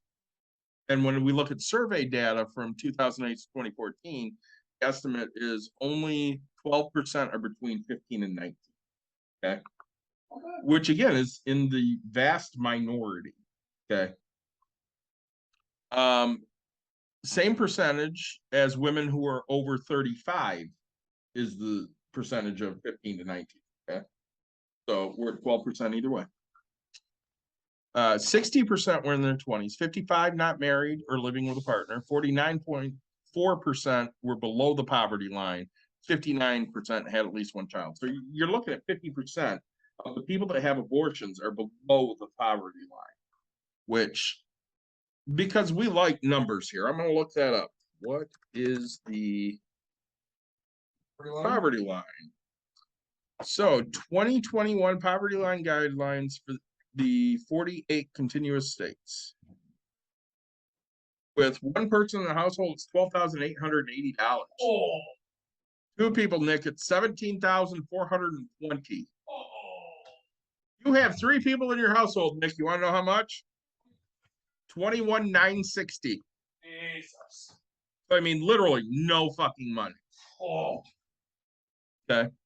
Abortion access reduces the odds that a young woman will have an unwanted child early in her life, which are the crucial years that will set her economic trajectory. And of course, we are nothing if not a podcast that talks about setting yourself up for success in your later years. So, in a review of data collected over the decades after abortion laws changed in the 1970s, economists found that access to abortion reduced the odds of dropping out of school, being unmarried, and living in poverty, especially amongst Black women. So again, reversing Roe hurts poor people. Yep. Because we already know rich people are going to be fine. Let's say there's countries that will allow it, right? Yeah. I mean, and if you can afford to get to a country, you're going to do it. Well, again, I mean, if you look right now on any social media site, people will say things like, hey, if your state's against midnight gardening, Yeah. my state is not. You can come to me and midnight garden as much as you want. I'll even help you. Well, that's, I say, I don't want to compare it to that type of thing, but like, I don't either. how many times have you seen me post that? Yeah. Like, I mean it, right? Like, if you need to claim residency, it's all fucking you, right? If you need a place, I will vouch. Yeah. Hi, I'm Nick Watkins. I'm a property owner, and I will fucking guarantee you a rental of some sort. Whether there's somebody else living there, you will claim residency somewhere in one of my properties. One of the TikToks I follow is Jolly Good Ginger. Yeah. Love Jolly. He posted a TikTok the other day of a bunch of creators that are like him. Yep. And literally the TikTok was, I will aid and abet abortion. Yeah, totally. I would. I'm not going to sit there and say, if you're into midnight gardening, come find me. No, if you need an abortion, come find me. I'll help. 100%, right? Like, and that's kind of the whole point I was making is like, when doctors start seeing, and the joke is co-workers, right? But like, there's people that are going to see it fucking serious, right? And they're going to use them at a fucking when they start seeing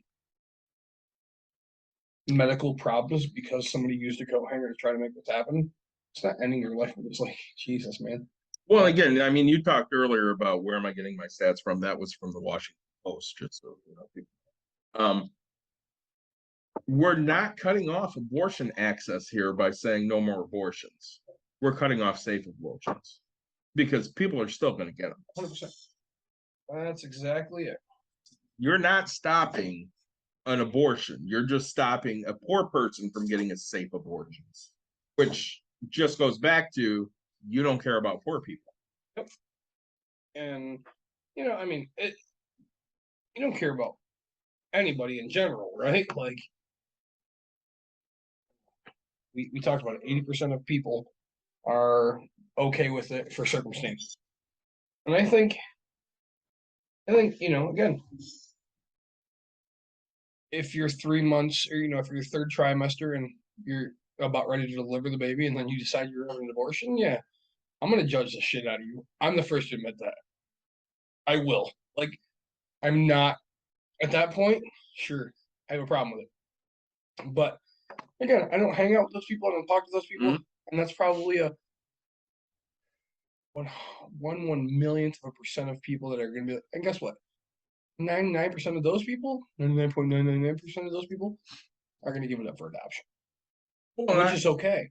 Yeah. Do that. That's fine. And some people are okay with that. And some are not. So, I mean, I shared a meme the other day in a group I'm in that said reasons I'm an atheist. And it has 2, 3, 4, 5, 6, 7 reasons. Okay. You want to hear some of these reasons? Of course. Peer pressure, social rebellion, angry at God, traumatic experience, demonic possession, never invited him into my heart. Mind you, none of those have any shading on this pie chart. All of the shading goes to honestly examine the philosophical, historical, and scientific arguments for and against the existence of a deity. No. Which is why an atheist. So, one of my best friends, we went out the other day for his birthday. Yep. And his wife. He has been so he'll tell you he's blue in the face, like, right? Okay. He is very much opposite of me. Okay. Okay. But he would get along with you and I. One of the biggest parts, as I fucking go there for you. If you didn't talk anything besides just, all right, who are you? You would be friends with this kid. Mm-hmm. Okay. Things that, he says that kind of hurts me, because of who I am. Yeah. Like, and best friends, right? We're sitting down for dinner for his birthday, and this is right after Roe v Wade. Mhm. And yes, he kind of brought up little things before. He's like, "Oh, hey, the person that cuts my hair, he's like they, right? They want to be called they," and I was like, "I don't do that, right? Like, I don't do this pronoun shit. Like, no, fuck you, right? Like, I'll call you your name, right? You want to be Scott, you want to be Tina, I don't give a shit. I'll call you your fucking name, but like, I'm not using this he, she, it, they, name. Like, oh Scott, right? Like, that's all I'll call you, right? Just it bugs me. And so like, you can see that kind of starting, and then all of a sudden he's like, look, he's fully, and all of a sudden he goes, yeah, Trump, I didn't like this, I didn't like this. And I was like, oh, I'm 31, buddy. Welcome to fucking growing up, right? Right. Welcome to the big leagues. Welcome to being who you are. Like, you care, man. Like, and when you have hearts the size of you and me, Yeah. you're fucking care, man. Like, no matter what it is, like, to see somebody struggle, to see somebody and yes, people will be like, oh, you talk about poor people. That's a struggle, sure, but again, we talk about you can get out of that. You can't get out of this. I mean, this is tough. It's a bad situation for anybody that has to go through. And you can sit there and judge us as much as you want, but you shouldn't. Because again, you and I are a great example. We're never going to have an abortion, ever. Just never going to happen. In theory, I can probably go get a fucking vasectomy. Yeah, you could do that. Aborting all those kids. Most likely, our wives and our daughters are not going to ever have to have an abortion. Now, could it happen? Yeah, absolutely could happen. Now, Absolutely. obviously, less of a chance with Caitlin unless, somebody sexually assaults her. And that's just it, right? And if she's sexually assaulted, absolutely, let's go take care of that shit because I want you to have a rapist baby. I just don't. If you decide you want to, that's on you. That's exactly it. But if you decide you don't want to, let's go. Yep. I'll take you. Oh, fuck. I'll be right there. So, and again, with your daughter, if she decides at 20, hey, Dad, me and Billy went and had a good time, you're not going to sit there and go, yeah, go ahead, abort that. You're going to sit there and lay out all of the options. And most likely you're going to say, listen, even if he's not fucking around, I will take care of the kid because it's my grandkid and I love it. Because I've always said that, if Caitlin went and got pregnant and, she had a relationship with a guy and she's pregnant, I tell her, listen, you don't need the fucking guy. I'll take care of it because it's my grandkid and fuck that guy. Sure he did, but yeah. Yeah, but you know what I'm saying. I mean, like that's I'm hoping it's something I don't ever have to encounter in my life. Right. It's hoping, but like you could help in one hand and shit in the other two first. But like I will tell you, I know already she's 6 years old, 7 years. She'll be 7 here soon, and just I used to be the most okay with her going anywhere, right? Like go figure out the world. Somebody was asking me the other day. They're like, "Oh, she's sleeping over at friends' house. Is she doing this?" I don't trust anybody. Like, I don't fucking know you. I don't like you. We're not fucking friends. So here's a conversation I had at Holland Pride. Yeah. Lady walks up to me. Hey, are you a parent of this certain school my daughter goes to? I am. Like, oh, blah, blah, blah. I introduced myself. And I was like, and then she's like, I'm here for this. And she's like, also, I'm representing the guy running for state representative. Yeah. I was like, okay. What does he stand for? Like, oh, he's big into education. He's into this, and okay, like that's good. Like, how like my daughter goes to a special education. Not special, but like she goes to a, non-normal education type of a thing. Spanish immersion and stuff. Yeah, I say, right? And you know, a specialty education. Yeah. And you know, then I was like, so what does he feel about small business? And she's like, hey, he feels this, and I was like, okay. Like, oh, we'd like to, you know, talk to small business. And I was like, my small business isn't a business front, it's not a storefront. Like I own. She goes, oh, okay. You could tell her kind of getting a little different. And I was like, look, my wife's the one. And she goes, oh, she's the one I want to talk to. And I was like, yep. And then she starts talking about how there's people that go to our township meetings and they follow people to their vehicles and they do this. And I said, well, I don't care what side you're on. You feel uncomfortable by somebody? I was like, you tell me when the next one is. He's like, what? And I was like, the worst, you know what the worst day of my wife's life was? Any idea? I have no fucking clue. I don't know it either, but I'll tell you, I know one of them. Okay. The instant I realized that I don't have to have a job and me going to jail for a very short period of time, so I punch somebody in the face and I get a misdemeanor or whatever for assault, and I get out, lose anything in my life except credibility. And she goes, and I tell her, I was like, holy shit, because something pissed me off a while ago. I was like, fuck, I'll go do this. I was like, oh, I was gonna rip down a flag for something, and I was like, it's a misdemeanor. Who do I give a shit my criminal record? Like, Right. I don't have anything to work for people to give a shit about, Yeah. right? Like, this could be all right with me. And so I'll tell you guys, to be honest about it. I think we talked about it in the podcast. We might have. It was the flag says Joe and his hoe. Yeah. And I have a daughter, and my wife is very hurt by that, right? Mhm. Like, and Kamala Harris, like, do you know how many people she slept with? No idea. Okay, me neither. Do I care? Do you? I don't. Okay. And if it was one, would that make her a hoe? I mean, not in my mind. Right, like, and In my mind, if it was 30, it wouldn't make her a hoe. so she. Again, not to interrupt you, but Yeah. we go to that double standard. Yeah. If a girl bangs 30 guys, $2. she's a whore. Yeah, if a guy does. But if a guy bangs 30 guys, everybody's giving them fucking high fives. 30 guys. A guy shouldn't bang 30 guys. What if a Sorry, guy 30 bangs 30 girls. guys? He's gay. That's what he is. He's gay.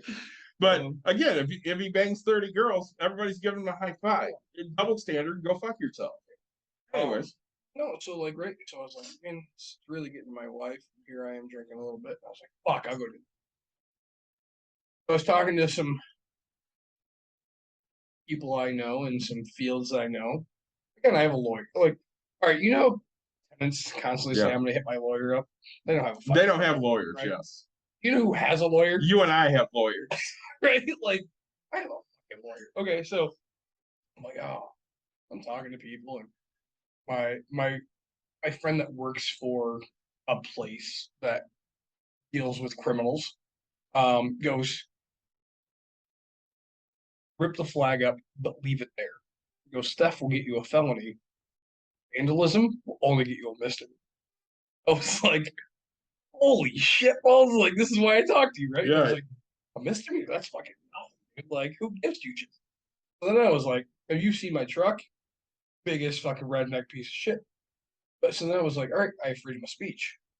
Just as much as he does. Yeah. So I'm gonna take my truck, I'm gonna park it right in front of his fucking house. I make t-shirts, I make vinyl stickers. Yes, you and I was do. like, I'm gonna change this fucking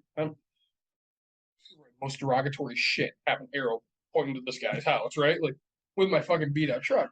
All I have to do is get over there and fucking move it back and forth just a little bit. Yeah. Right, and I'll block the fucking view and I'll do this, and my wife's like, oh my god, this is the greatest idea. And she still won't let me fucking do it. But You totally need to do that. I do, right? Like I'm gonna go do it tonight. 'Cause I'm You excited. totally fucking should. And you know, he can cut my fucking brake lines. I haven't used my truck in a year and a half. Yeah. I don't give a shit. Get out of it. Set it on fire. Like, fuck, buy me a new truck. It's paid for. That's a fact. But right, like when when I have to tell my daughter why this person is being called a hoe when we have zero proof of anything of it, right? Like that pisses me off. When I have to tell my daughter, hey, now you have to be more careful about having sex because not just because that guy does whatever, but like the fact that is you could die from it. It's not like it's gonna not change your life and do whatever. But the fact is you could die if complicated. Yeah. If I was a person going to have a kid right now, Mhm. and knowing the fact that like, and trust me, I'm trying to have a second kid. I just think that this doesn't fucking get me to not have Oh a yeah, second one. yeah. At this point, Like I'm sitting here going, fuck me. But like again, I'm not rich, I'm not filthy rich. If there was complications, guess where I'm going? somewhere where you can Not take care of fucking it. here, Yeah. apparently, right? Like Somewhere you can take care of it, but I not love my Kent I County. love my wife. Yeah. I love my wife. The unborn thing that's inside of her, I loved it. I did whatever, and it sucks for people that have had it, but like my wife needs to be with me. So, and one of the arguments I always hear is, well, it's a living thing. It's a living thing. Blah blah blah. It's not. And to be a living thing, you have to be able to exist Without on your own. It's a fucking parasite. Mhm. So you can sit there and say it's a living thing all you fucking want. If you can mandate that a woman has that child, you can mandate that, Nick, you need a kidney. I'm a match for a kidney for you. I have to give you my kidney. I don't have to give you my kidney. That's my fucking choice. They can't tell me I have to, but they can tell a woman that she has to have birth. Bullshit. They can't tell her that. I mean, obviously, right now they can because we're in fucking backwards land, bizarro world, but they shouldn't be able to. That's bullshit. and I do. So like, right, I assume Dawn and I will have a conversation because I am upset about the aspect of white man. One thing that I'm very upset about is the fact that everybody listening, I want to be clear. A female Supreme Court justice voted to turn this. An African American male voted to overturn this. Mhm. So don't sit here and tell me it's only fucking white men, right? Old white men. Like stop.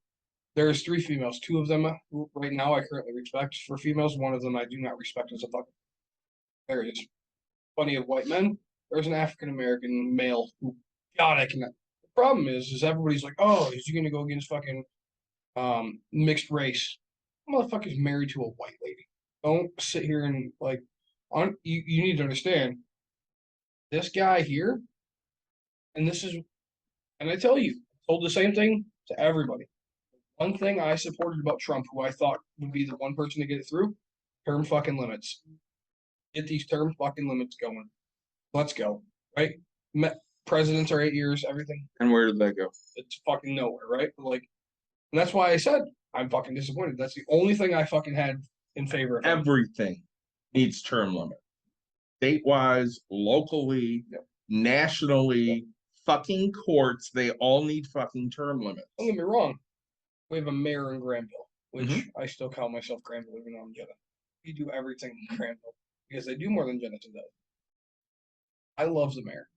He is one of the greatest fucking mayors we've had. He does so much. I mean, he literally, it's not because of money. He's fucking loaded. Loaded. Probably the richest. Mhm.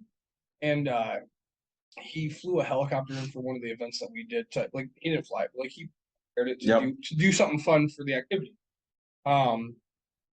He travels the world to go do these big ass marathons, like 24-hour marathons. So it's not as much as he's doing greatness. He's doing so fantastic for Granville. He still needs fucking. Yeah, everybody does. Because guess what? We limit the term. He'll learn to teach the next person to be him. So the largest voting block now. You know what it is? Voting block? Yes. It's millennials. Is it really? It is. And they're not doing it. I read that. Yeah, they're not doing it. So I posted the other day. It was on the day Roe was overturned, and I'm going to find it because, Sure. of course, it pisses me off because this is where we're at. So in the last election, 2020, 74,216,000 and change voted Republican. 81,268,000 and change voted Democrat. And 101,176,932 people better start to give a shit. So 20 million people voted for no one more than they voted for Democrat. Yep. And 26-ish Republican. Which again, I mean that sounds like a pretty good break there because we're more liberal in this country than we are conservative. But even when you look at liberal, Biden's a liberal and a horrible, horrible person. He's a fucking moderate. He's to the right of center. He's not really liberal. I would agree, right? Like, and that's the thing. Like, he's just not doing it in the best way. I am. I mean, you're more on the Democratic side than I am, right? Like, if I took a test, like last time I took a test, I literally ended up in the fucking dead center, right? Because I both ends of I give two shit about people, but I also give a shit about making money, right? Like, and it's very hard to have. Well, again, I've said this a million times. We're socially liberal, fiscally conservative. But the worst part we have is the conservatives out there aren't fiscally conservative. Oh, God. All they do is drive up the fucking national debt Oh my God. and give money to rich people in banks. Yep. Say, right? And, we're over here figuring out how to understand where these people are coming from, right? Like, another guy I respect, right? Till today, and the problem is, I know, like, I still a great guy, and he's entitled to his opinion, Even if it's the wrong one. He just posted today. They overkilled death, or so they overturned death, and I couldn't be happier. And I was like, That's an asswipe comment. Like, I know who you are, right? Like, he, honestly, he's a lot like you, right? His wife had a kid, and he stepped in, and but he's a good guy through and through. The one thing that he stands for, right? Yeah. Like, okay, I get it. But if you asked him, hey, can I get a sandwich because I'm hungry? He'd be like, yeah, man, I got you, right? But he's not going to do it for the millions of people, the millions of kids that need a sandwich or bottles or whatever, right? Like, so. Wendy asked me yesterday, so now that abortion's going to be outlawed, what is Mikey voting for? He's voting for Democrats, right? I'm like, well, fuck no. He'll just find one other single issue to vote for Republicans. He doesn't know any better. And he'll feel like if he votes for Democrat, they'll change it. So you got to keep voting for that one thing. And again, people are like, I can't believe this happened. This was the singular agenda of the Republican Party since 1972. All you have to do is look at everything they did. They conspired with the church to get rid of abortion. And now they have some superiority that they feel because they're saving babies so that they can die in school shootings. Oh my God. Like, and they're just, but hey, Catholic ones are the ones that got it right? So you just go for the little boys. Well, exactly. No, it's just like, if people always go, oh, why, what are you doing to change? Why don't you run?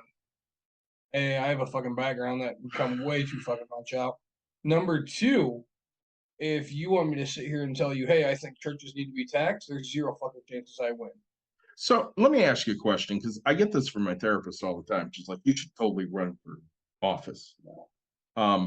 Nick, who would vote for me? Nobody. You might.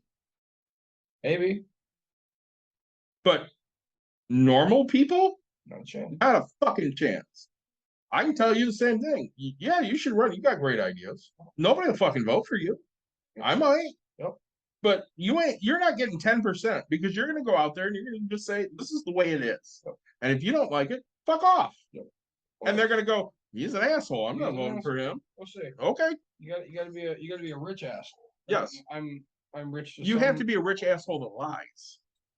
Right. Like, and the uneducatedness with America right now. I'm so sick and tired of going to the pump and seeing the Biden. I did this. And Oh, we so talked fucking about that in stupid. the last episode with the gas prices, right? Just, oh hey, we're gonna sit here and put tariffs on all the other countries and do this, and it's like, you know what? You know why inflation's where it's at? Guess what? I told everybody. We talked about that in the episode, right? Prices of everything is going to go up. No country's going to eat that fucking cost. Like, I was talking to a guy for fireworks. You know how much it used to cost to ship in a container of fireworks? Dirt cheap, $8 grand. You know how much it cost right this year? $30,000 fucking dollars. I got my That's 4 times the amount to fucking ship it in. I got my car insurance renewal today. Yeah. $220 more. And I'm like, What'd you get for what it? in the fuck? And Dawn goes, well, they refunded $200 or $400 to everybody this year. They got to find a way to make their money up, and $220 twice a year, that's $440. I'm like, God damn it. But no other quotes I'm getting are any better.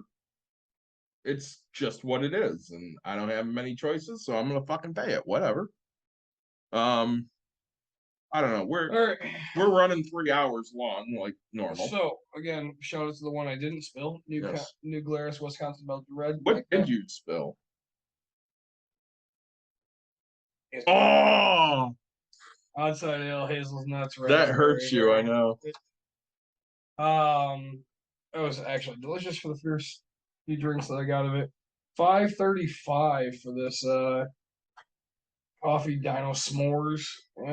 Hard pass. I'll probably won't do it again. I'll do it because of by accident. And then Black is Beautiful. That was actually a very great imperial. $3.35, but it was also a 16 ouncer versus a 12er. And it went to a good cause. I again had Reds. I enjoyed my Reds. We're thankful for all our listeners on Twitch tonight. We had a bunch of you. Thanks for joining us. We will be back sometime next week. I'm going to work really hard on getting this uploaded before I go off on vacation tomorrow night. So hopefully this will be up on all of your favorite podcasting services. And otherwise, we're always looking for show ideas. Please hit us up. Nick, hit them with your normal. Like, subscribe, share, tell your friends, tell your family, tell your grandma, because she likes to hear our beautiful voices. It was very great having you guys. I appreciate everything. And we'll talk to you guys next week.